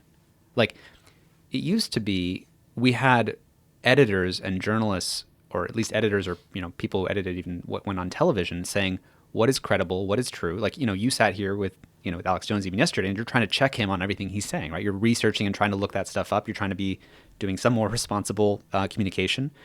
The premise of these systems is that you don't do that. Like, the reason venture capitalists find social media so profitable and such a good investment is because we generate the content for free. We are the useful idiots, right? Instead of paying a journalist $70,000 a year to write something credible, we can each be convinced to share our political views, and we'll do it knowingly for free. Actually, we don't really know that we're the useful idiots. That's the kind of the point. And then instead of paying an editor $100,000 a year to figure out which of those things is true that we want to promote and give exponential reach to, you have an algorithm that says, hey, what do people click on the most? What do people like the most? And then you realize the quality of the signals that are going into the information environment that we're all sharing is a totally different process. We went from a high quality gated process that cost a lot of money to this really crappy process that costs no money, which makes the companies so profitable. And then we fight back for territory, for values, when we raise our hands and say, hey, there's a thinspiration video problem for teenagers and anorexia. Hey, there's a mass conspiracy sort of echo chamber problem over here. Hey, there's flat earth sort of issues. And again, these get into tricky topics because we want to, I know we both believe in free speech, and we have this feeling that the solution to bad speech is better, more speech that counters the things that are said. But in a finite attention economy, we don't have the capacity for everyone who gets bad speech to just have a counter response. In fact, what happens right now is that bad speech rabbit holes into I don't want to call it worse and worse speech, but more extreme versions of that view that confirms it. Because once Facebook knows that flat earth rabbit hole is good for you at getting your attention back, it wants to give you just more and more of that. It doesn't want to say, here's 20 people who disagree with that thing. Right? So I think if you were to imagine a different system, we would ask, who are the thinkers that are most open-minded and synthesis-oriented, where they can actually steelman the other side? Actually, they can do, for this speech, here is the opposite counter-argument. They can show that they understand that. And imagine those people get lifted up. But notice that none of those people that you and I know, we're both friends with Eric Weinstein. And, I think he's one of these guys who's really good at sort of offering the steel manning, here's the other side of this, here's the other side of that. But the people who generally do that aren't the ones who get the tens of millions of followers on these surfaces. It's the black and white, extreme, outrage-oriented thinkers and speakers that get rewarded in this attention economy. And so if you look at if I zoom way out and say, how is the entire system behaving? Just like if I zoom out and say climate, the climate system, like how is the entire overall system behaving? It's not producing the kind of information environment on which democracy can survive. Jesus. The thing that troubles me the most is that I clearly see your thinking and I agree with you. Like, I don't see any holes in what you're saying. Mm-hmm. Like, I don't know how this plays out, but it doesn't look good. And I don't see a solution. It's like if there are 1,000 bison running full steam towards a cliff and they don't realize the cliff is there, I don't see how you pull them back. So I think of it like we're trapped in a body and that's eating itself. So like it's kind of a cannibalism economy because our economic growth right now with these tech companies is based on eating our own organs. So we're eating our own mental health organs. We're eating the health of our children. We're eating sorry for being so gnarly about it, but it's a cannibalistic system. In a system that's hurting itself or eating itself or punching itself, if one of the neurons wakes up in the body, it's not enough to change that. It's going to keep punching itself. But if enough of the neurons wake up and say, this is stupid, why would we build our system this way? And the reason I'm so excited about the film is that if you have 40 to 50 million people who now recognize that we're living in this sort of cannibalist system in which the economic incentive is to debase the life support systems of your democracy, we can all wake up and say, that's stupid. Let's do something differently. Let's actually change the system. Let's use different platforms. Let's fund different platforms. Let's regulate and tame the existing Frankensteins. And I don't mean regulating speech. I mean really thoughtfully, how do we change the incentives so it doesn't go to the same race to the bottom? And we have to all recognize that we're now 10 years into this hypnosis experiment of warping of the mind. And like, you know, I friends with some hypnotists, it's like, how do we snap our fingers and get people to say there's an inflated level of polarization and hatred right now that, especially going into this election, I think we all need to be much more cautious about what's running in our brains right now. Yeah, I don't think most people are generally aware of what's causing this polarization. I think they think it's the climate of society because the president and because of Black Lives Matter and the George Floyd protests and all this jazz. But I don't think they understand that that's exacerbated in a fantastic way by social media and the last 10 years of our addictions to social media and these echo chambers that we all exist in. Yeah, so I want to make sure that we're both clear, and I know you agree with this, that these things were already in society to some degree, right? So we want to make sure we're not saying social media is blamed for all of it. Absolutely not. No. In fact, gasoline. It's gasoline, right? Exactly. It's lighter fluid for sparks of polarization. Yes. It's lighter fluid for sparks of, you know, more paranoid, which is ironically what everybody, it was the opposite of what everybody hoped the internet was going to be. Right. Everybody hoped the internet was going to be this bottomless resource of information where everyone was going to be educated in a way they had never experienced before in the history of the human race, where you'd have access to all the answers to all your questions. You know, Eric Weinstein describes it as the Library of Alexandria in your pocket. Yep. But no. Well, and I want to be clear so that I'm not against technology or giving people access. In fact, I think a world where everyone had a smartphone and a Google search box and Wikipedia and like a search-oriented of YouTube so you can look up health issues and how to do it yourself, fix anything would be awesome. That would be great. I would love that. Just want to be really clear because this is not an anti-technology conversation. No. It's about, again, this business model that depends on recommending stuff to people, which, just to be clear on the polarization front, social media is more profitable when it gives you your own Truman Show that affirms your view of reality every time you flick your finger. Right. Like that's going to be more profitable than every time you flick your finger, I actually show you, here's a more complex, nuanced picture that disagrees with that. Here's a different way to see it. That won't be nearly as successful. And the best way for people to test this, we actually recommend, even after seeing the film, to do this, is open up Facebook on two phones, especially like two partners or people who have the same friends. So you have the same friends on Facebook. You would think if you scroll your feeds, you'd see the same thing. You're the same people you're following. So why wouldn't you see the same thing? But if you swap phones and you actually scroll through their feed for 10 minutes, and you scroll through mine for 10 minutes, you'll find that you'll see completely different information. And you'll also notice that it won't feel very compelling. Like if you asked yourself, my friend Emily just did this with her husband after seeing the film, and she literally has the same friends as her husband. And she scrolled through the feed. She's like, this isn't interesting. I wouldn't come back to this. Right? And so we have to, again, realize how subtle just how subtle this has been. I wonder what would happen if I scrolled through my feed, because I literally don't use Facebook.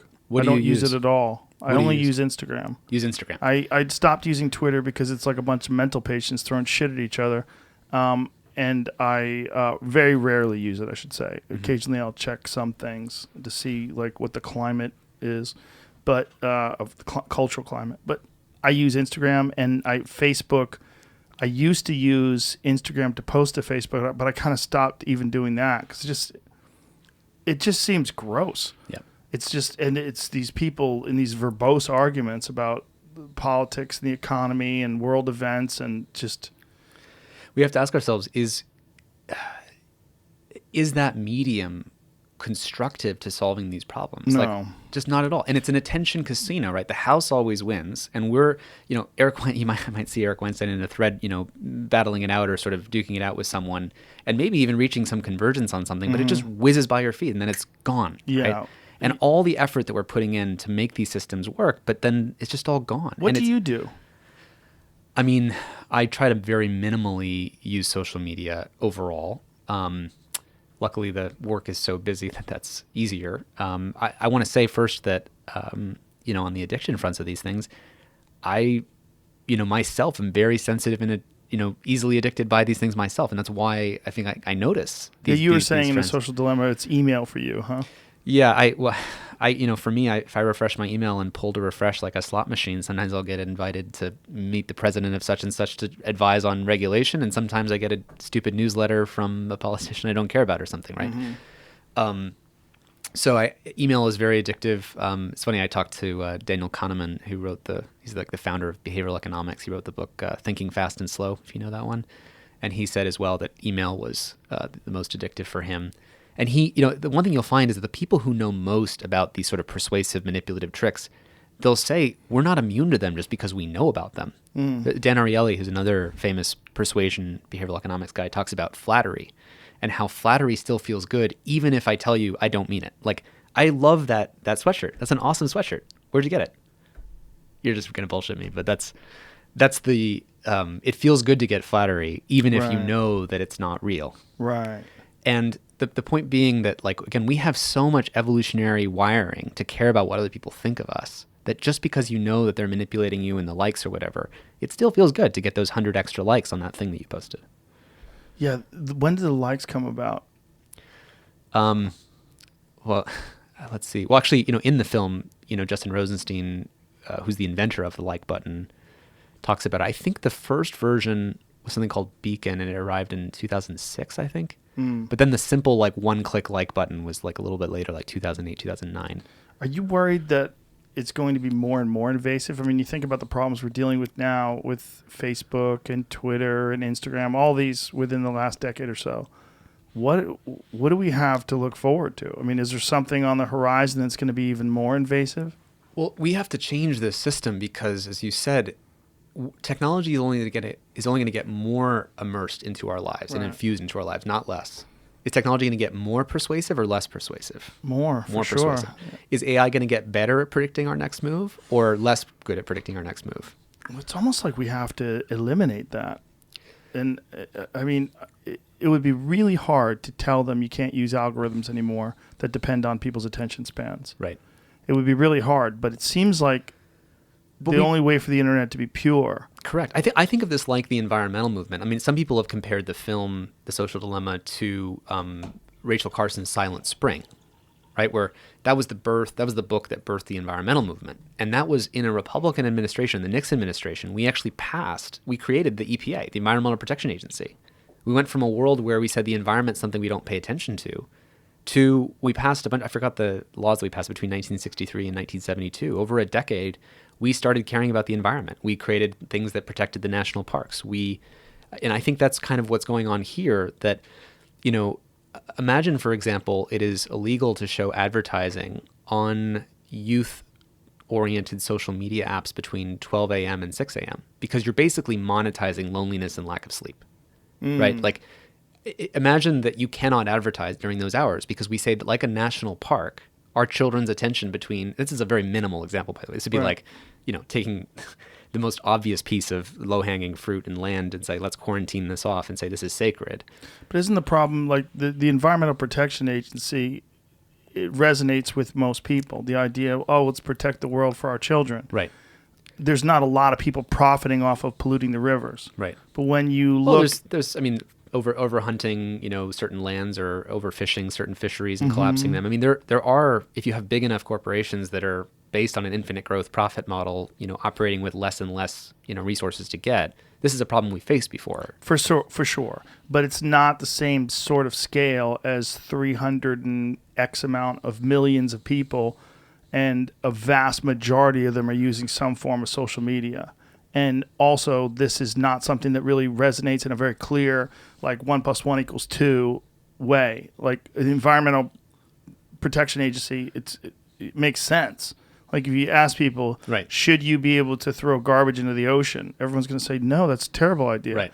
Should you be able to make an algorithm that shows people what they're interested in Right. on YouTube? Like, yeah, what's wrong with that? Well, it's more like sugar, right? Because sugar is always going to taste way better than something else because our evolutionary heritage says like that's rare and so we should pay more attention to it. This is like sugar for the fame lottery, Yes. for attention, for social approval. And so it's always going to feel good and we need to have consciousness about it. And we haven't banned sugar, but we have created a new conversation about what healthy, eating is, right? I mean, there's a whole new fitness movement and sort of yoga and all these other things that people care more about their bodies and health than they probably ever have. I think many of us wouldn't have thought we'd ever reach it through, get through the period of soda being at the sort of pinnacle popularity that is. I think in 2013 or 14 was the year that water crossed over as being more of a successful drinking product than soda, I think. Really? I think that's true.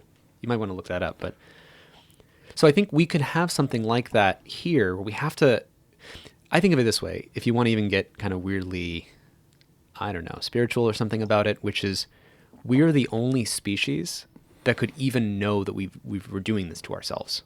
Right. Like we're the only species with the capacity for self-awareness to know that we have actually like roped ourselves into this matrix of like literally the matrix of sort of undermining our own psychological weaknesses. Like a lion that somehow manipulated its environment so that there's gazelles everywhere and is like overeating on gazelles doesn't have the self-awareness to know, wait a second, if we keep doing this, this is going to cause all these other problems. It can't do that because its brain doesn't have that capacity. Our brain, we do have the capacity for self-awareness. We can name negativity bias, which is that if I have 100 comments and 99 are positive, my brain goes to the negative. We can name that, and once we're aware of it, we get some agency back.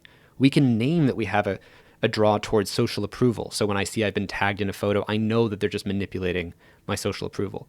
We can name social reciprocity, which is when I get all those text messages and I feel, oh, I have to get back to all these people. Well, that's just an inbuilt bias that we have to get back reciprocity. We have to get back to people who do give stuff to us.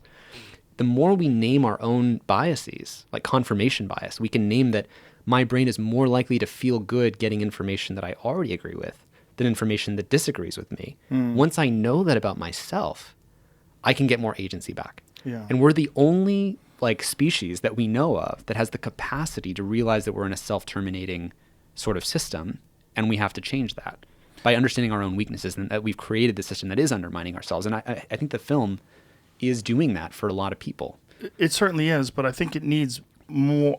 It's like inspiration. It needs a refresher on a regular basis. Right. Do you feel this massive obligation to be that guy that is out there sort of as the Paul Revere of the technology influence invasion? I just see these problems and I want them to go away. Yeah. I didn't desire and wake up to run a social movement, but honestly, right now, that's what we're trying to do with the Center for Humane Technology. We realized that before the success of the film, we were actually more focused on working with technologists inside the industry. I come from Silicon Valley. Many of my friends are executives at the companies, and we have these inside relationships. So we focused at that level. We also worked with policymakers, and we were trying to speak to policymakers. We weren't trying to mobilize the whole world against this problem.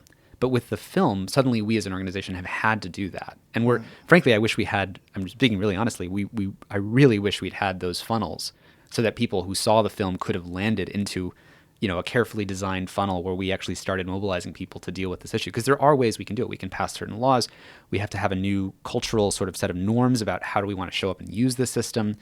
Families and schools can have whole new protocols of how do we want to do group migrations. Because one of the problems is that if a teenager says by themselves, whoa, I saw the film, I'm going to delete my Instagram account by myself or TikTok account by myself, that's not enough because all their friends are still using Instagram and TikTok, and they're still going to talk about who's dating who or gossip about this or homework or whatever on those services. And so the services, Instagram and TikTok, prey on social exclusion, that you will feel excluded if you don't participate. And the way to solve that is to get whole schools or families together, like different parent groups or whatever together, and do a group migration from Instagram to Signal or iMessage or some kind of group thread that way. Because notice that when you, as you said, Apple's a pretty good actor in this space. if I make a FaceTime call to you, FaceTime isn't trying to monetize my attention. Right. It's just sitting there being like, yeah, how can I help you have a good it's close to face, conversation as possible. Jamie pulled up an article earlier that was saying that Apple was creating its own search engine. Yeah.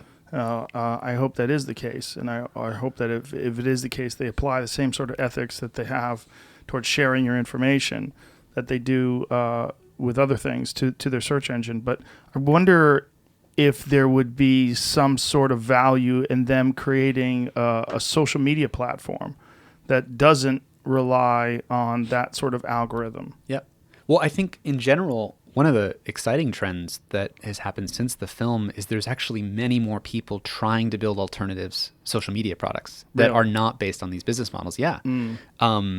I could name a few, but I don't want to be endorsing any. I mean, there's people building Marco Polo, Clubhouse, Wikipedia is trying to build a sort of nonprofit version. I always forget the names of these things, but the interesting thing is that for the first time, people are trying to build something else because now there's enough people who feel disgusted by the present state of affairs, and that wouldn't be possible unless we created a kind of a cultural movement based on something like the film that reaches a lot of people. It's interesting that you made this comparison to the Environmental Protection Agency because there's kind of a parallel in the way other countries handle the environment versus the way we do and how it makes them competitive. I mean, that's always been the Republican argument for not getting rid of certain fossil fuels and coal and all sorts of things that have a negative consequence, that we need to be competitive with China. We need to be competitive with these other countries that don't have these regulations in effect. The concern would be, well, first of all, the problem is these companies are global, right? Like Facebook is global. Right. If they put these regulations on America but didn't put these regulations worldwide, then wouldn't they use the income and the algorithm in other countries unchecked, right, and have this tremendous negative consequence and gather up all this money? Which is why, just like sugar, it's like everyone around the world has to understand and be more antagonistic. Yeah. And not like sugar is evil, but just you have to have a common awareness about the problem. But how could you educate people that, like, if you're talking about a country like Myanmar or these other countries that have had these like serious consequences because of Facebook, how could you possibly get our ideas across to them if we don't even know their language? And it's just this system that's already set up in this very advantageous way for them where Facebook comes on their phone. Yeah. Like, how could you hit the brakes on that? Well, I mean, first I just want to say this is an incredibly hard and depressing problem when you realize just the scale of it, right? Right. You need something like a language-independent, global self-awareness about this problem. Now, again, I don't want to be tooting the horn about the film, but the thing I'm excited about is it launched on Netflix in 190 countries and in 30 languages. So you should toot the horn. Toot it. Yeah. Well, I think the film was seen in 30 languages. So the cool thing is, I wish I could show the world my inbox. I think people see the film and they feel like, oh my God, this is huge, and I'm a huge problem, and I'm all alone. How are we ever going to fix this?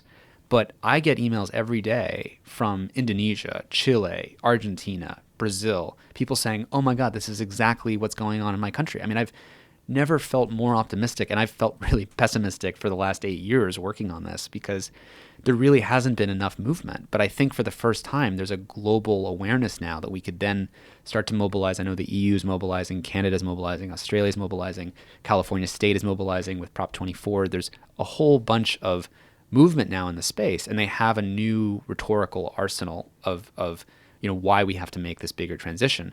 Now, are we going to get all the countries that where there's the 6 different major dialects in Ethiopia where they're going to know about this? I don't think the film was translated into all those dialects.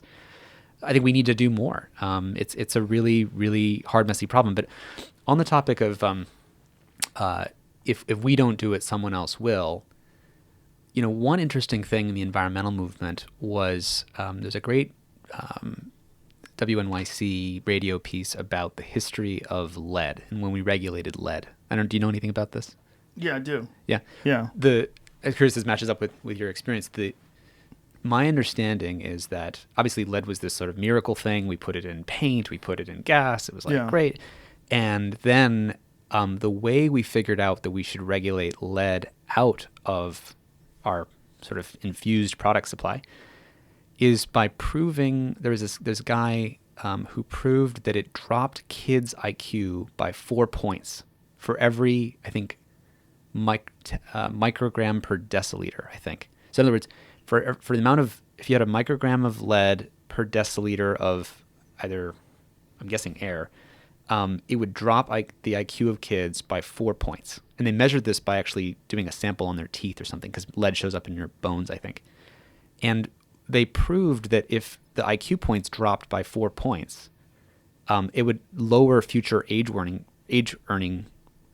wage earning potential of those kids, which would then lower the GDP of the country, because it would be shifting the IQ of the entire country down by 4 points, if not more, based on how much lead is in the environment.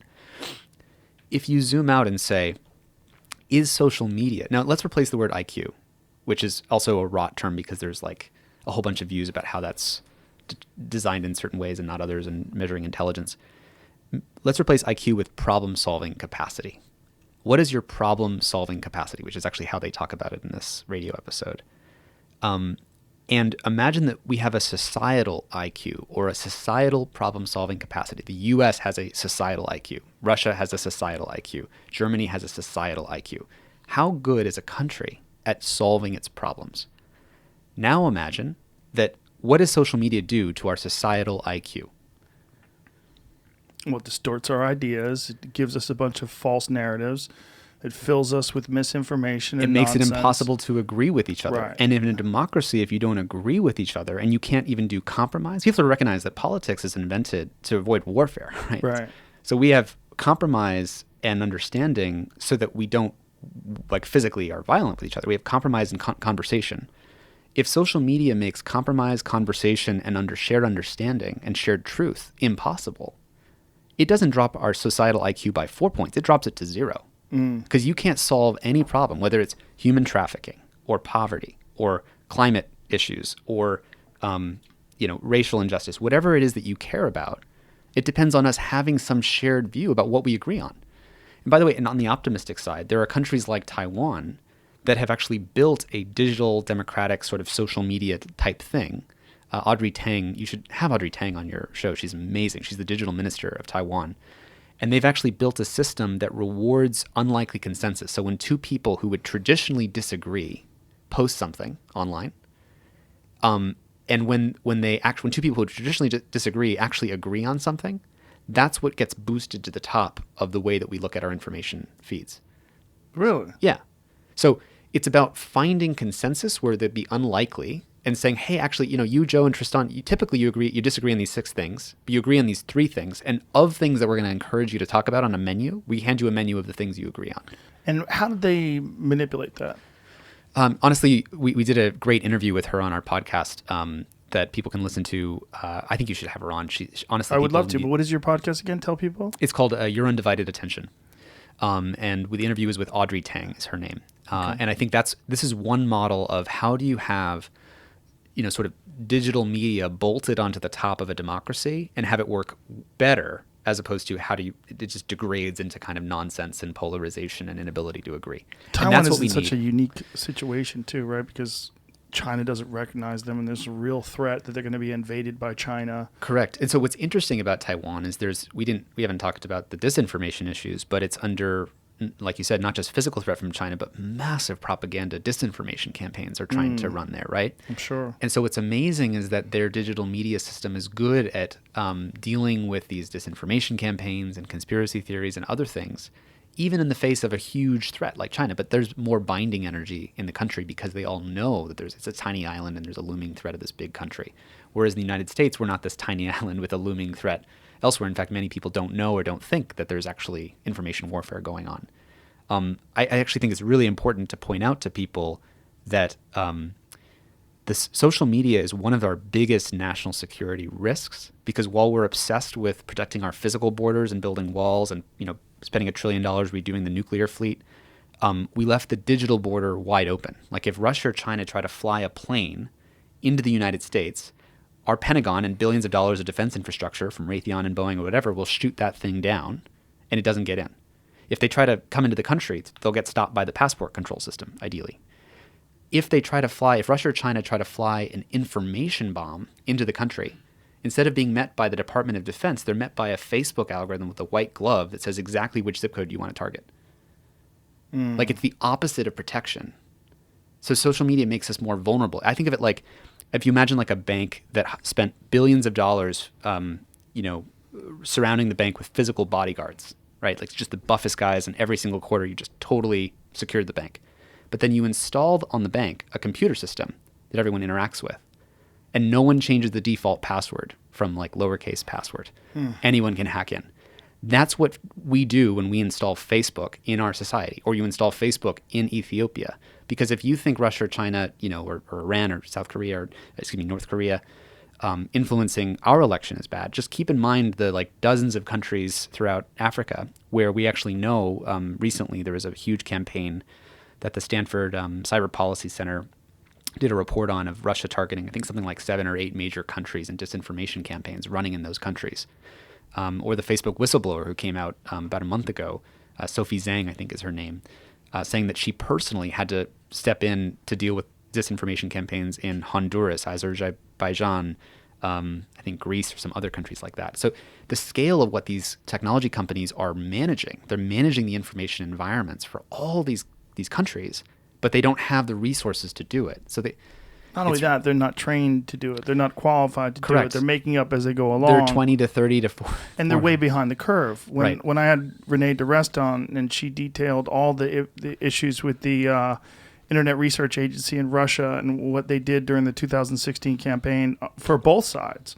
I mean, the idea is they just promoted Trump, but they were basically sowing the seeds of just the decline of the democracy. They were trying to figure out how to create turmoil. Yeah. And they were doing it in this like very bizarre, calculated way that it didn't seem, it was hard to see, like, what's the end game here? Well, the end game is to have everybody fight. Yeah. I mean, that's really what the end game was. And if I'm, one of our major adversaries, after World War II, there was no ability to use kinetic like nukes or something on the bigger countries, right? Like, that's all done. So what's the best way to take down the biggest, country, on the planet, on the block? You use its own internal tensions against itself. This is what Sun Tzu would tell you to do. Yeah. And that's never been easier because of Facebook and because of these platforms being open to do this manipulation. Right. And if I'm looking now, we're 4 days away from the U.S. elections or something like that when this goes out. Jesus Christ. We have never been more destabilized as a country until now. I mean, this is the most destabilized we probably have ever been, I would say, and polarized.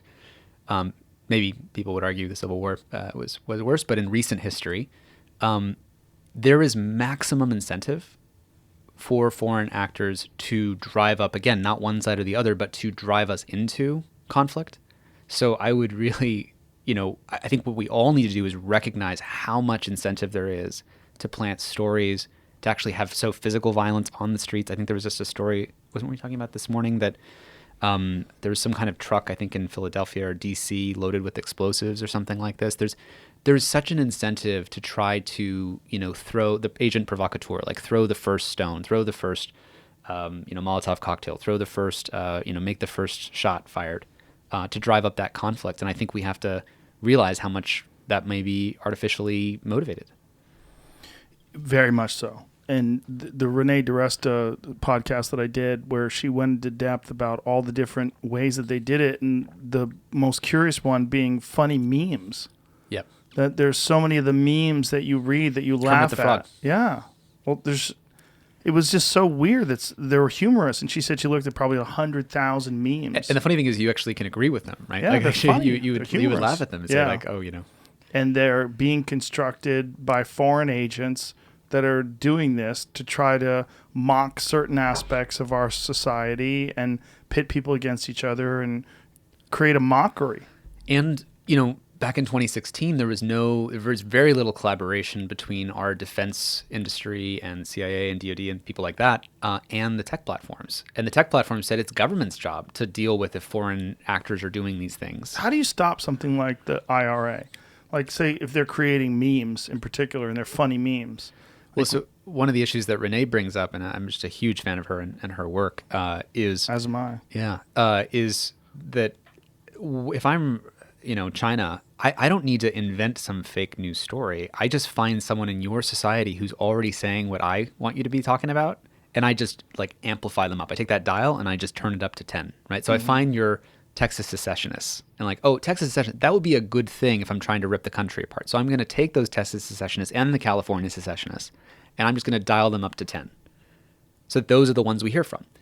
Now, if you're trying to stop me in your Facebook and you're the integrity team or something, on what grounds are you trying to stop me? Because it's your own people, your own free speech. I'm just the one amplifying the one I want to be out there, right? And so that's what gets tricky about this is I think our moral concepts that we hold so dear of free speech are inadequate in an attention economy that is hackable. And it's really more about what's getting the attention rather than what are individuals saying or can't say.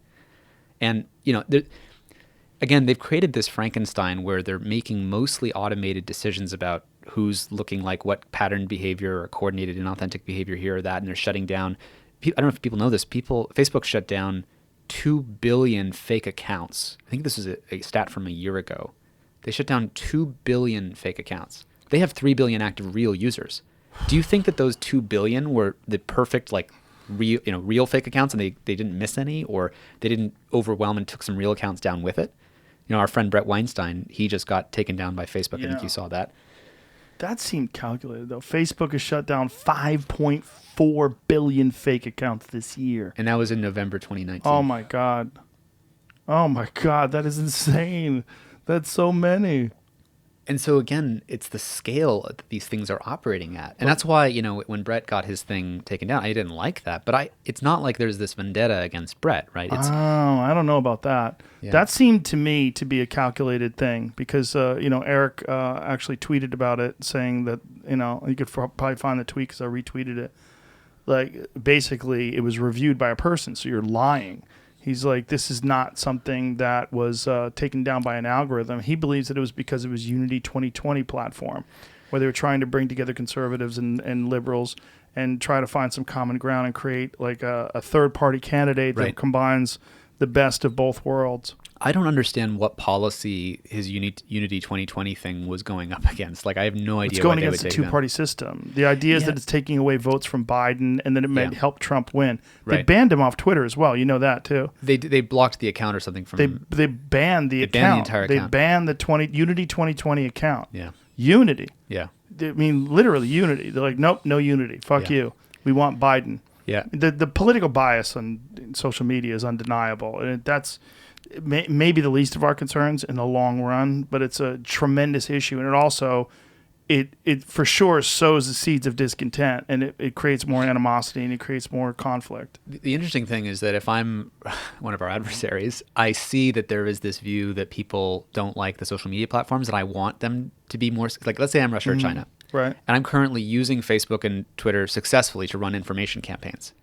And then I can actually plant a story so that they end up shutting it down and shutting down conservatives or shutting down one side, which then forces the platforms to open up more so that I then, Russia or China, can keep manipulating even more. Right? I understand. Yeah. I see So, what you're saying. so right now, they want it to be a free-for-all where there's no moderation at all because that allows them to get in.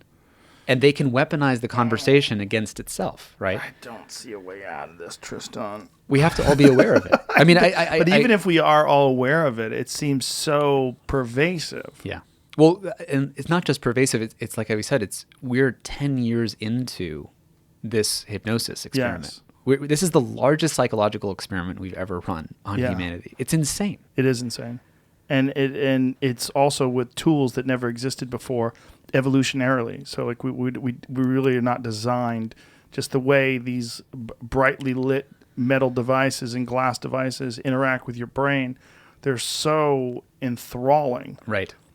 We've never had to resist anything like this before. The things we've had to resist is don't go to the bar. You have an alcohol problem. Stop smoking cigarettes. It'll give you cancer. Right. We've never had a thing that does so much. Right. You can call your mom.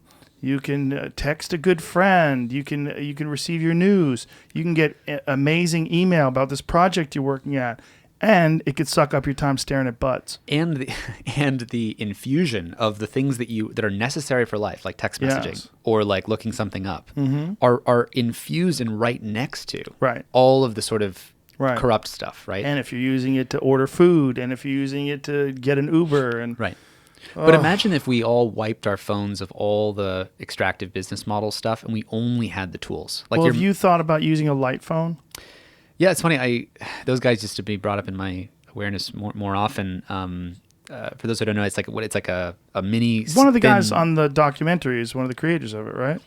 No, I think you're thinking of Tim Kendall, who started. He's the guy who brought in Facebook's business model of advertising, and he runs a company now called Moment that shows you the number of hours you spend on different apps and helps you use I it thought less. someone involved in the documentary was also a part of the light phone team. No, Okay. not officially. No, I I'm don't think so. incorrect. But It's the light a phone is like basically a thin black and white phone Does thing. text, and I think it plays music now, which I was like, oh, that's a mistake. Right. Like, that's a slippery slope.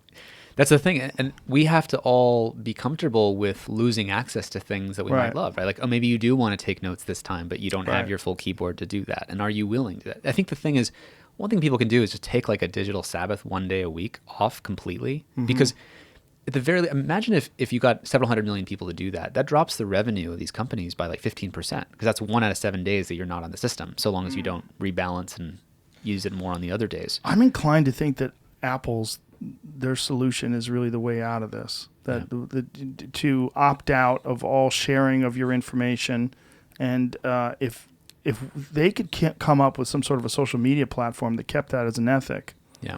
I mean, it might allow us to communicate with each other, but stop all this algorithm nonsense. And look, if anybody has the power to do it, they have so much goddamn money. Totally. Well, and also they're like people talk about, the government regulating these platforms, but Apple is kind of the government that can regulate the attention economy. Because Yes. when they do this thing we talked about earlier of saying, do you want to be tracked? Right. And they give you this option when like Right. 99% of people are going to say, no, I don't want to be tracked. Right. When they do that, they just put a 30% tax on all the advertising based businesses, because now you don't get as personalized an ad, Right. which means they make less money, which means Right. that business model is less attractive to venture capitalists to fund the next thing, which means, so they're actually enacting Right. a kind of a carbon tax, but it's like on the polluting stuff, right? They're enacting a kind of social media polluting stuff. They're taxing by 30%, but they could do more than that. Like imagine, they have this 30-70 split on app developers get 70% of the revenue when you buy stuff, and Apple keeps 30%. They could modify that percentage based on how much sort of social value that those things are delivering to society. So this gets a little bit weird, and people may not like this, but if you think about who's the real customer that we want to be, like how do we want things oriented? How should we, if I'm an app developer, I want to make money the more I'm helping society and helping individuals, not how much I'm extracting and stealing their time and attention. And imagine that governments in the future actually paid like some kind of budget into, let's say, the App Store. There's antitrust issues with this, but you pay money into the App Store. And then as apps started helping people with more social outcomes, like let's say learning programs or schools or things like Khan Academy, things like this, that more money flows in the direction of where people got that value. And it was that revenue split between Apple and the app developers ends up going more to things that end up helping people, as opposed to things that were just good at capturing attention and monetizing zombie behavior. One of my favorite lines in the film is Justin Rosenstein from the Like Button saying that, so long as a whale is worth more dead than alive, and a tree is worth more as lumber and 2x4s than a living tree, now we're the whale, we're the tree, we're worth more when we have predictable zombie-like behaviors, when we're more addicted, distracted, outraged, polarized, and disinformed, than if we're a living, thriving citizen or a growing child that's like playing with their friends. And I think that kind of distinction, that just like we protect national parks or we protect, certain fisheries and we don't kill the whales in those areas or something, we need to really protect, like we have to call out what's sacred to us now. Yeah, it's an excellent message.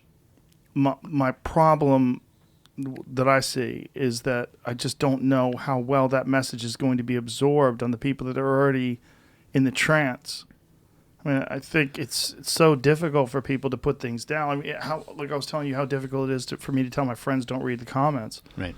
Right. It's hard to have that kind of discipline, and it's hard to have that kind of, because people do get bored, and when they get bored, like if you're waiting in line for somewhere, you pull out your phone.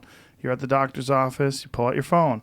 Like, Totally. I mean, and that's why, and I do that, right? I mean, this is Yeah, I do it incredibly, too. right? This is incredibly hard. Back in the day, when I was at Google trying to change, I tried to change Google from the inside for 2 years before leaving. What was it like there? Please share your experiences, because when you said you tried to change it from the inside, what kind of resistance were you met with, and what was their reaction to these thoughts that you had about the unbelievable negative consequences of? Well, this is in 2013, so we didn't know about all the negative consequences. But you saw the writing on the wall, at least some of it. Some of it, yeah. I mean, the notion that things were competing for attention, which would mean that they would need to compete to get more and more persuasive and hack more and more of our vulnerabilities, and that would grow, that was the core insight. I didn't know that it would lead to polarization or conspiracy theory, like recommendations, but I did know, more addiction, kids having less, weaker relationships. When did it occur to you? Like, what were your initial feelings? I was on a hiking trip in the Santa Cruz Mountains with our co-founder now, Aza Raskin. It's funny enough, our co-founder Aza, his dad was Jeff Raskin, who invented the Macintosh project at Apple. I don't know if you know the history there, but he started the Macintosh project and actually came up with the word humane to describe the humane interface. And that's where our name and our work comes from, is from his father's work.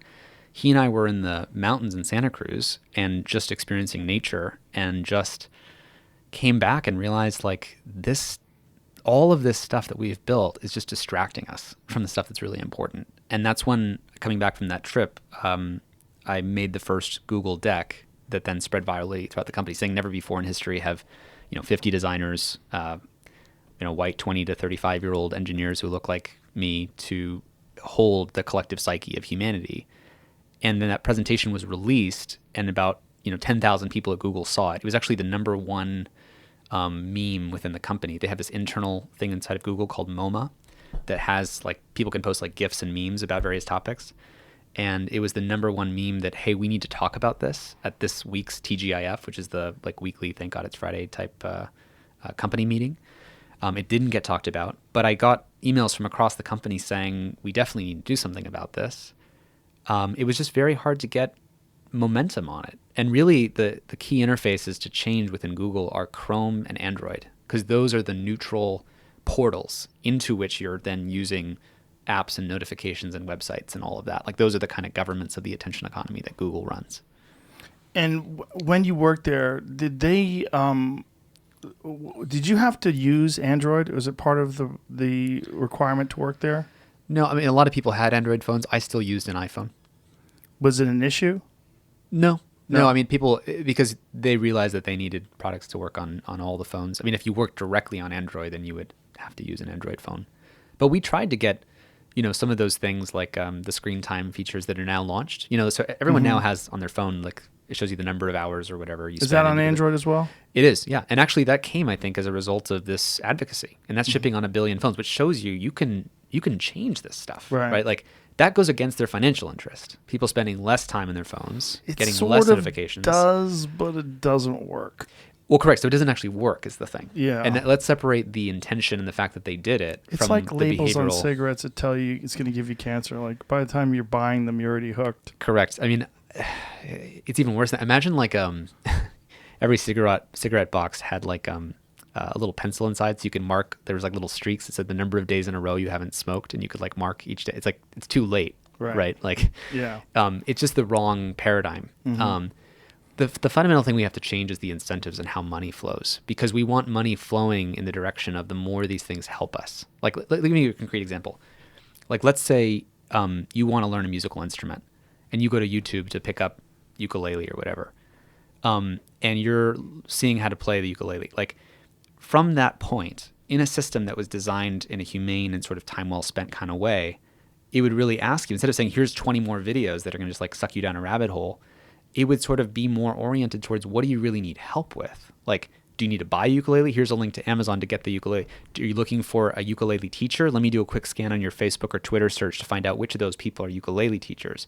Do you need instant tutoring? Because there's actually this service you never heard of called Skillshare or something like that, where you can get instant ukulele tutoring.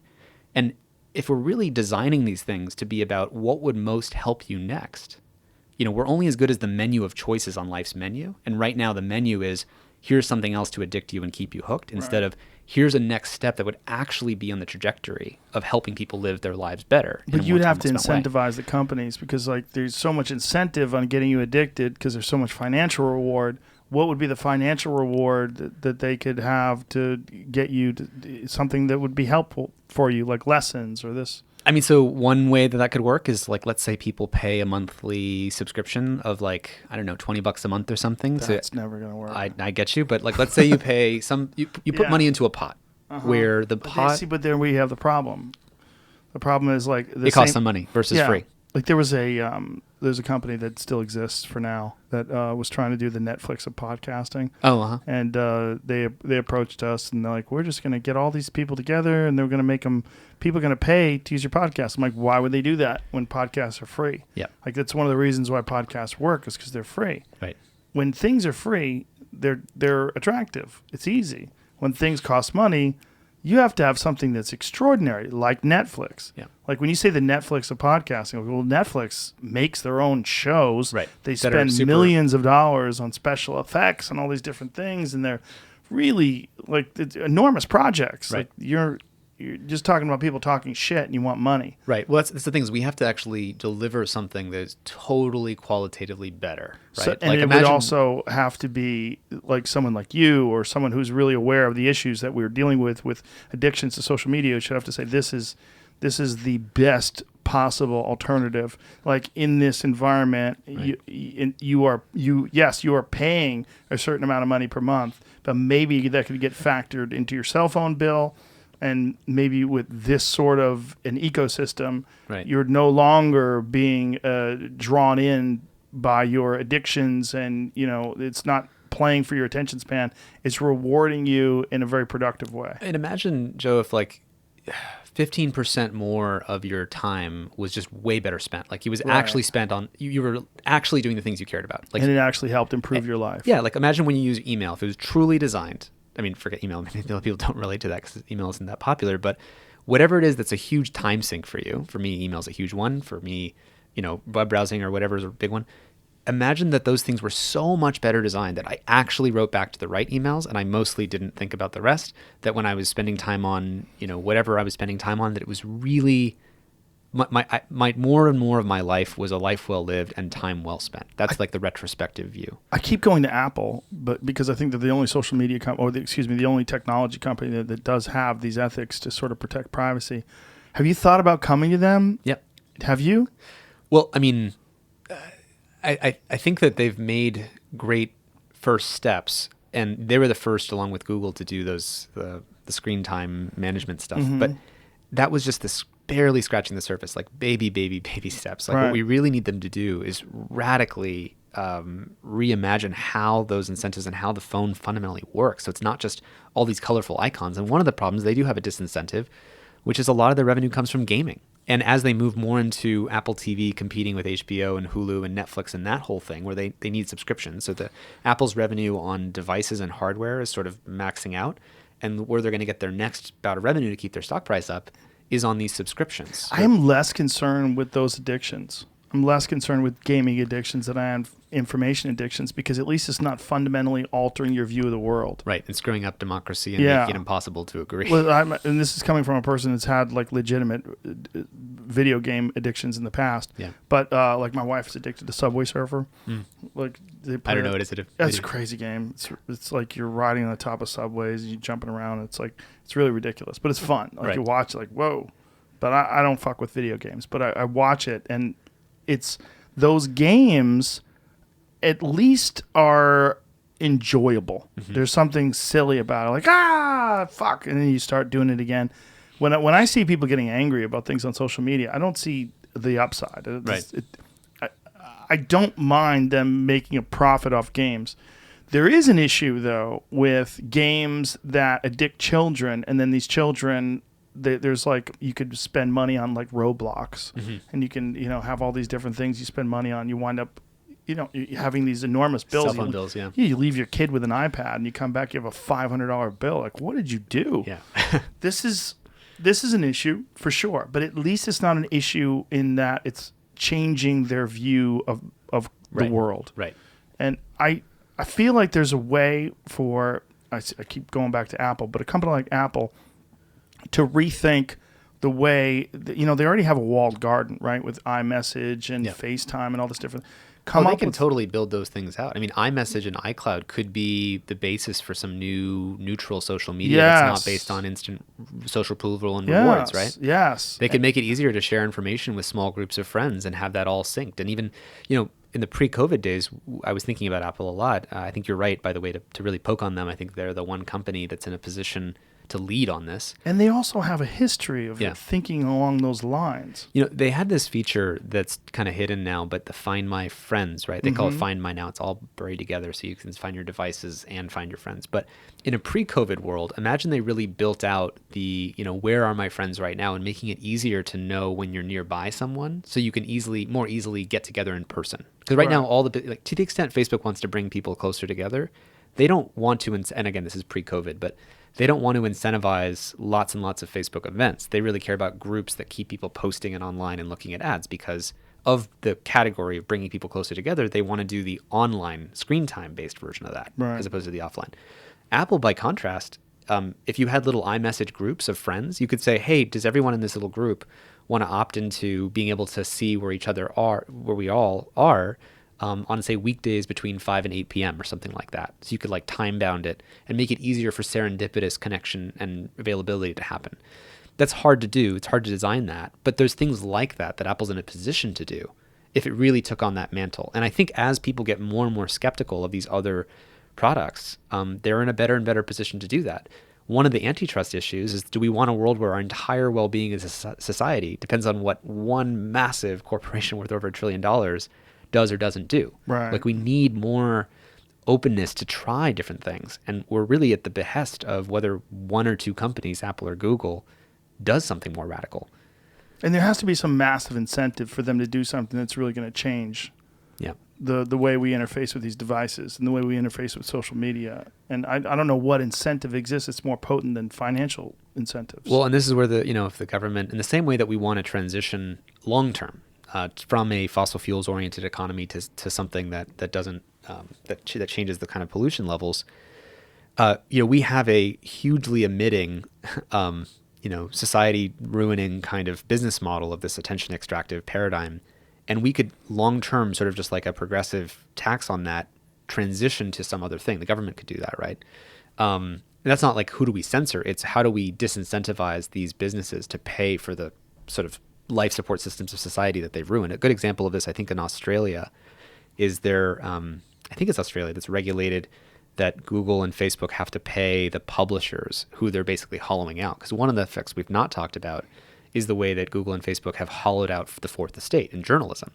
I mean, because journalism has turned into, and local news websites can't make any money except by basically producing clickbait. So even to the extent that local newspapers exist, they only exist by basically clickbaitification of even lower and lower paid, workers who are just generating content farms, right? So anyway, so that's an example of if you force those companies to pay to revitalize the fourth estate and to make sure we have a very sustainably funded fourth estate that doesn't have to produce this clickbait stuff. That's another direction. Yeah, that's interesting that they have to pay. I mean, these are the wealthiest companies in the history of humanity, right? Know, so that's the bizarre? thing. So we shouldn't be cautious about how much they should have to pay, except we also don't want it to happen on the other end, right? You don't want to have a world where, we have Roundup making a crazy amount of money from giving everybody cancer and lymphoma from, the chemicals. Glyphosate. Right, glyphosates. And then they pay everybody on the other end after a lawsuit of $1 billion, but now everyone's got cancer. Let's actually do it in a way.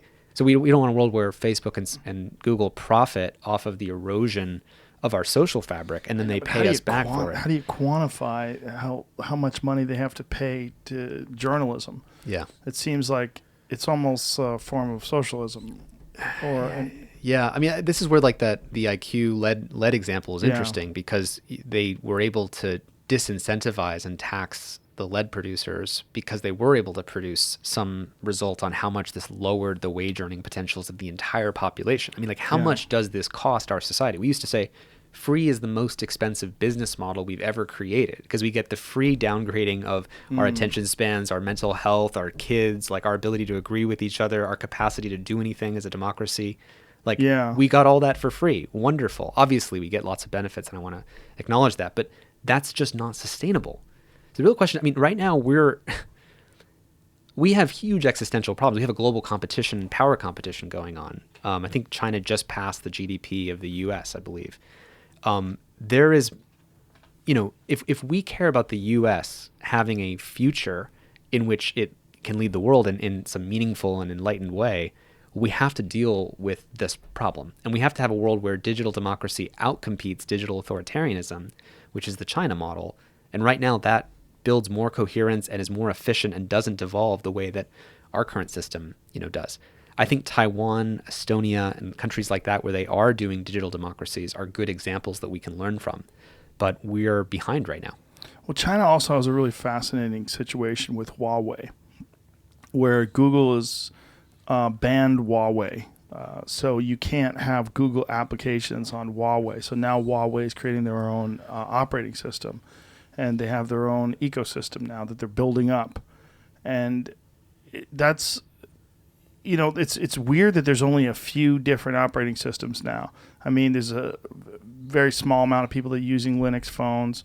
Yeah. Then you have a large amount of people using Android and iPhones. And if China becomes the first to adopt their own operating system, and then they have even more unchecked rules and regulations in regards to like the influence that they have over their people with an operating system that they've developed and they control, and who knows what kind of backdoors and spying. Tons. Yeah, it's weird. Yeah. When you see this, do you like? It feels so futile for me on the outside looking in, but you're working on this. How long do you anticipate this is going to be a part of your life? I mean, what does it feel like to you? I mean, it's not easy, right? The film ends with this question of, do you think we're going to get there? Yeah. And I just say we have to. Like, I mean, if you care about this going well, I wake up every day and I ask, what will it take for this whole thing to go well? Like, and how do we just orient each of our choices as much as possible towards this going well? I mean, we have a whole bunch of problems. I do look a lot at the environmental issues, the permafrost, methane bombs, like the timelines that we have to deal with certain problems are crunching in. We also have certain dangerous exponential technologies that are emerging, decentralization of, CRISPR, and like there's a lot of existential threats. I hang out with a lot with the sort of existential threats community. It's going to take... It must be a lot of fun. It's there's a lot of psychological problems in that community, actually. A lot of depression. There's I can only imagine. Some suicide as well. It's hard, but I think we each have a responsibility when you see this stuff to say, what will it take for this to go well? And I will say that really seeing the film impact people the way that it has, I used to feel like, oh my God, how are we ever going to do this? No one cares. Like, none of people know. Right. At the very least, we now have about 40 to 50 million people who are at least introduced to the problem.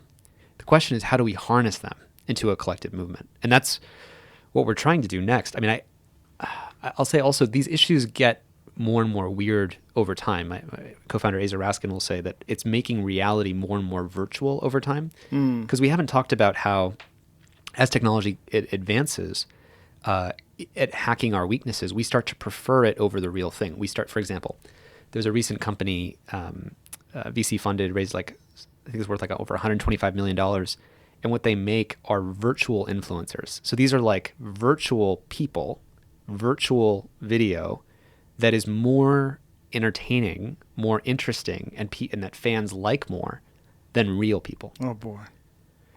And it's kind of related to the kind of deep fake world, right? Where like people prefer this to the real thing. And Sherry Turkle, who's been working at MIT, wrote the book Reclaiming Conversation and Alone Together. She's been talking about this forever, that over time, humans will prefer connection to robots and bots and the computer-generated thing more than the real thing. Think about AI-generated music being more, it'll start to sweeten our taste buds and give us exactly that thing we're looking for better than we will know ourselves.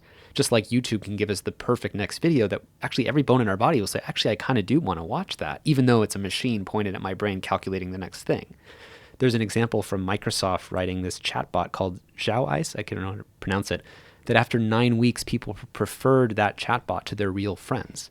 And 25 or 10 to 25% of their users actually said, I love you to the chatbot. Oh, boy. And there are several who actually said that it convinced them not to commit suicide, to have this relationship with this chatbot. So it's her.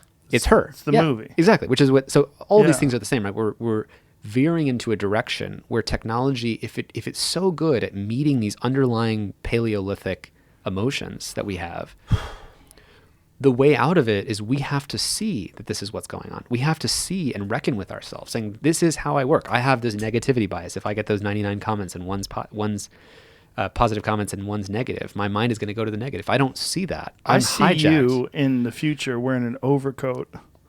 You are literally Lawrence Fishburne in The Matrix, trying to tell people to wake up. Well, there's a line in The Social Dilemma where I say, how do you wake up from the Matrix if you don't know you're in the Matrix? Well, that is the issue, right? And Even in the Matrix, we at least had a shared matrix. The problem now is that in the Matrix, each of us have our own matrix. That's the real kicker. I struggle with the idea that this is all inevitable because this is a natural course of progression with technology, and that it's sort of figuring out the best way to have us, with as little resistance, embed ourselves into its system, and that our ideas, or what we are with emotions and with our biological issues, that this is just how life is, and this is how life always should be. But this is just all we've ever known. It's all we've ever known. Einstein didn't write into the laws of physics that social media has to exist for humanity. Right. We've gotten rid, again, the environmental movement is a really interesting example because we passed all sorts of laws. We got rid of lead. We've changed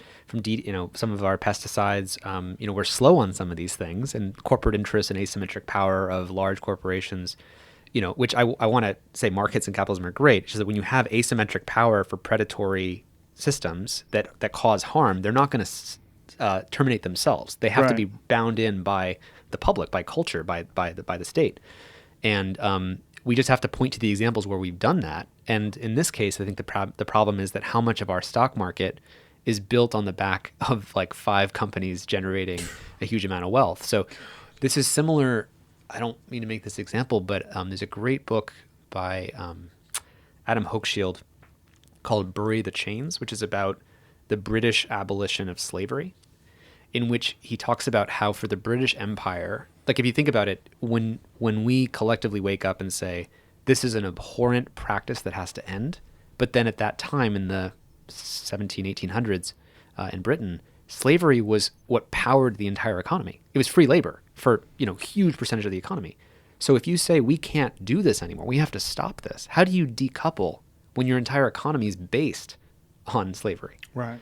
And the book is actually inspiring because it tracks a collective movement that was through networked all these different groups, the Quakers in the U.S., the people testifying before Parliament, the former slaves who did firsthand accounts, the graphics and art of all the people had never seen what it looked like on a slave ship. And so by making the invisible visceral and showing just how abhorrent this stuff was, through a period of about 60 to 70 years, the British Empire had to drop their GDP by 2% every year for 60 years, and willing to do that to get off of slavery. Now, I'm not making a moral equivalence. I want to be really clear for everybody taking things out of context. But just that it's possible for us to do something that isn't just in the interest of economic growth. And I think that's the real challenge. That's actually something that should be on the agenda, which is how do we, one of the major tensions is economic growth, being in conflict with dealing with many of our problems, whether it's some of the environmental issues or, with some of the technology issues we're talking about right now. Artificial intelligence is something that people are terrified of as an existential threat. They think of it as one day you're going to turn something on and it's going to be sentient and it's going to be able to create other forms of artificial intelligence that are exponentially more powerful than the one that we created, and that will have unleashed this beast that we cannot control. What my concern is with all of this, that's my concern. My concern is that this is a slow acceptance of drowning. Yeah. It's like a slow, we're okay, I'm only up to my knees. Oh, it's fine. It's just my waist high. I can still walk around. Very much like the frog in boiling water, right? Exactly. It seems like... This is like humans have to fight back to reclaim our autonomy and free will from the machines. I mean, Yes. one clear. So, Okay, Neo. this is what it's very much the Matrix. It's Neo. Yes. I mean, and one of my favorite lines is actually when the Oracle says to Neo, "And don't worry about the vase," and he says, "What vase?" and he knocks it over. It says, "That vase." And so it's like she's the AI who sees so many moves ahead on the chessboard. She can say something which will cause him to do the thing that verifies the thing that she predicted would happen. Yeah.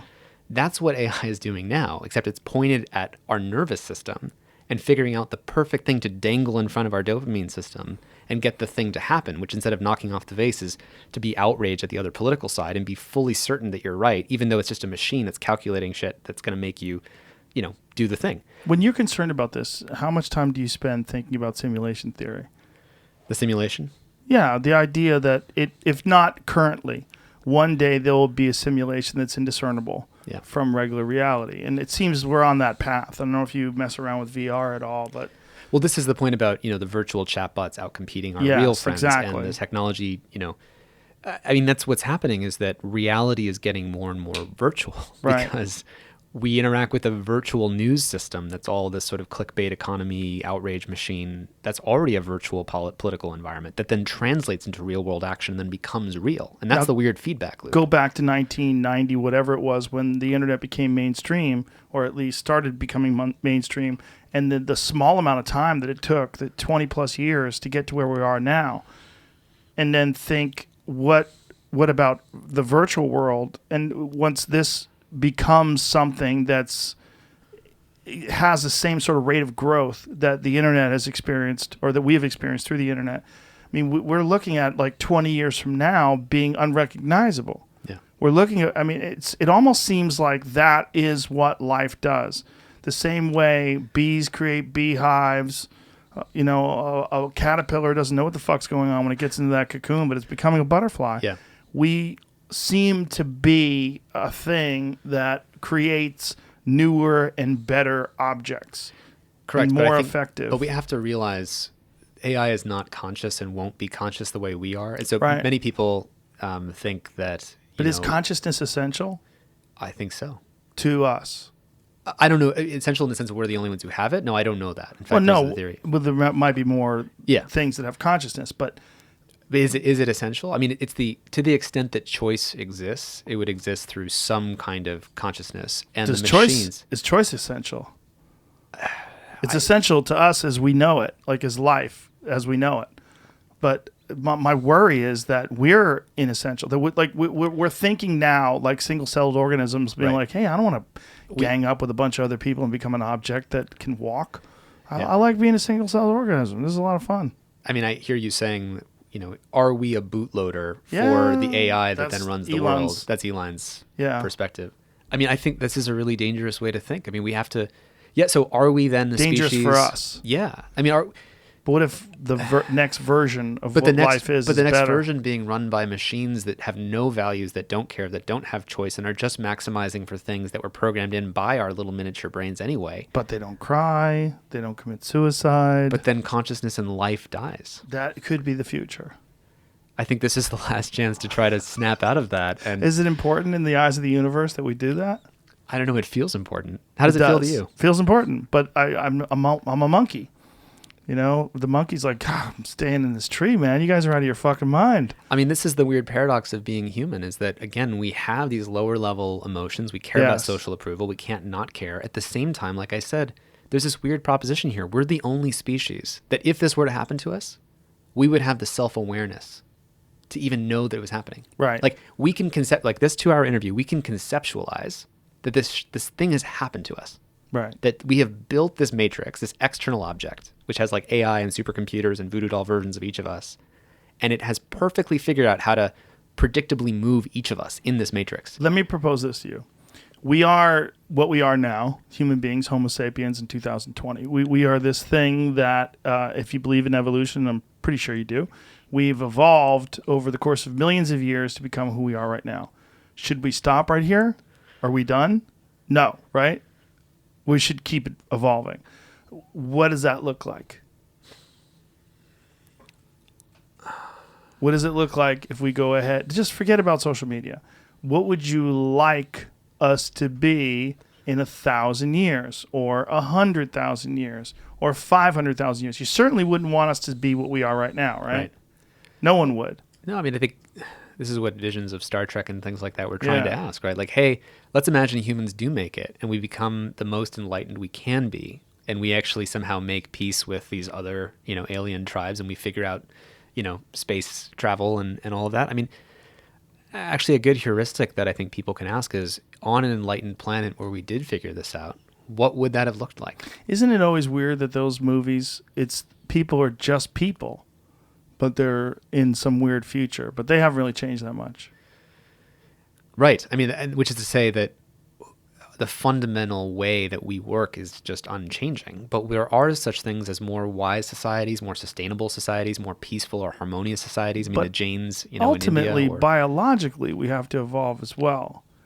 But our version of that, the best version of that is probably the gray aliens, right? Maybe so. That's the ultimate future. I mean, we're going to get into gene editing and becoming more perfect, perfect not in the sense of that, but we are going to start Free of optimizing disease for what are the outcomes that we value. I think the question is, how do we actually come up with brand new values that are wiser than we've ever thought of before, that actually are able to transcend the win-lose games that lead to omni-lose-lose, that everyone loses if we keep playing the win-lose game at greater and greater scales. I, like you, have a vested interest in the biological existence of human beings. I think people are pretty cool. Yeah. I love being around them. I enjoyed talking to you today. Me too. My fear is that we're a Model T, Right. and there's no sense in making those fucking things anymore. The brakes are terrible. They smell like shit when you drive them. They don't go very fast. We need a better version. The funny thing is, God, there's some quote by someone, I think, I wish I could remember it. It's something about how much would be solved if we were at peace with ourselves. Like if we were able to just be okay with nothing, like just being okay with living and breathing. I don't mean to be, playing the woo-woo new age card. I just genuinely mean how much of our lives is just running away from, anxiety and discomfort and aversion. It is, but, in that sense, some of the most satisfied and happy people are people that live a subsistence living. That have these subsistence existences in the middle of nowhere, just chopping trees and catching fish. Right, and more connection probably. It's authentic than something else. And I think that's probably what this is really resonates about. biologically too, because of the history of human beings living like that is just so much longer and greater. Totally, and I think that those are more sustainable societies. We can never obtain peace in the outer world until we make peace with ourselves. Dalai Lama. Yeah, but I don't buy that guy. That guy, he's an interesting case. I was thinking there was a slightly different quote, but actually, there's one quote that I would love to, if it's possible. But one of the reasons why I don't buy him, he's just chosen. They just chose that guy. Yeah. Also, he doesn't have sex. Wait, how much can you be enjoying life if that's not a part of it? Come on, bro. You wear the same outfit every day? Get the fuck out of here with your orange robes. There's a really important quote that I think would be good to share. It's from the book. Have you read Amusing Ourselves to Death by Neil Postman? No. From 1982? No. So especially when we get into big tech and we talk about censorship a lot and we talk about Orwell, he has this really wonderful opening to this book. It was written in 1982. It literally predicts everything that's going on now. I frankly think that I'm adding nothing, and it's really just Neil Postman called it all in 1982. Wow. He had this great opening. It says, let's see. We were all looking out for, 1984. When the year came and the prophecy didn't, thoughtful Americans sang softly in praise of themselves. The roots of liberal democracy had held. This is like we made it through the 1984 gap. Wherever else the terror had happened, we at least had not been visited by Orwellian nightmares. But we had forgotten that alongside Orwell's dark vision, there was another, slightly older, slightly less well-known, equally chilling vision of Aldous Huxley's Brave New World. Contrary to common belief, even among the educated, Huxley and Orwell did not prophesy the same thing. Orwell warns that we will become overcome by an externally imposed oppression. But in Huxley's vision, no big brother is required to deprive people of their autonomy, maturity, or history. As he saw it, people will come to love their oppression, to adore the technologies that undo their capacities to think. What Orwell feared were those who would ban books. What Huxley feared was that there would be no reason to ban a book for there would be no one who wanted to read one. Orwell feared those who would deprive us of information. Huxley feared those who would give us so much that we would be reduced to passivity and egoism. Orwell feared the truth would be concealed from us. Huxley feared the truth would be drowned in a sea of irrelevance. Orwell feared we would become a captive culture, but Huxley feared we would become a trivial culture, preoccupied with some equivalent of the feelies and the orgy-porgy and the centrifugal bumble puppy. Don't know what that means. As Huxley remarked in Brave New World Revisited, the civil libertarians and rationalists who are ever on the alert to oppose tyranny failed to take into account man's almost infinite appetite for distractions. Lastly, in 1984, Orwell added, people are controlled by inflicting pain. In Brave New World, they are controlled by inflicting pleasure. In short, Orwell feared that what we fear will ruin us. Huxley feared that what we desire will ruin us. Holy shit. Isn't that good? That's the best way to end this. God damn. But again, if we can become aware that this is what's happened, we're the only species with the capacity to see that our own psychology, our own emotions, our own Paleolithic evolutionary system has been hijacked. I like that you're optimistic. We have to be.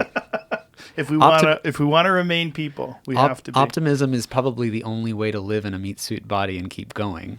Otherwise, It certainly helps. yeah. It certainly helps. Thank you very much for being here, man. I really enjoyed this, even though I'm really depressed now.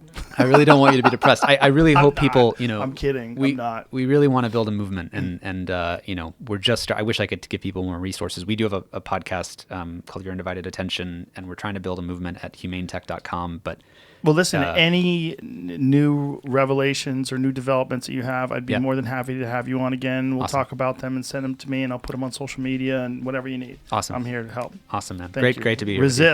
Yeah. Resist. We're in this together. Humanity. Resist. Humanity. We're in this together. Thank you, Tristan. Thank I you so really, much. really appreciate it. Goodbye, everybody.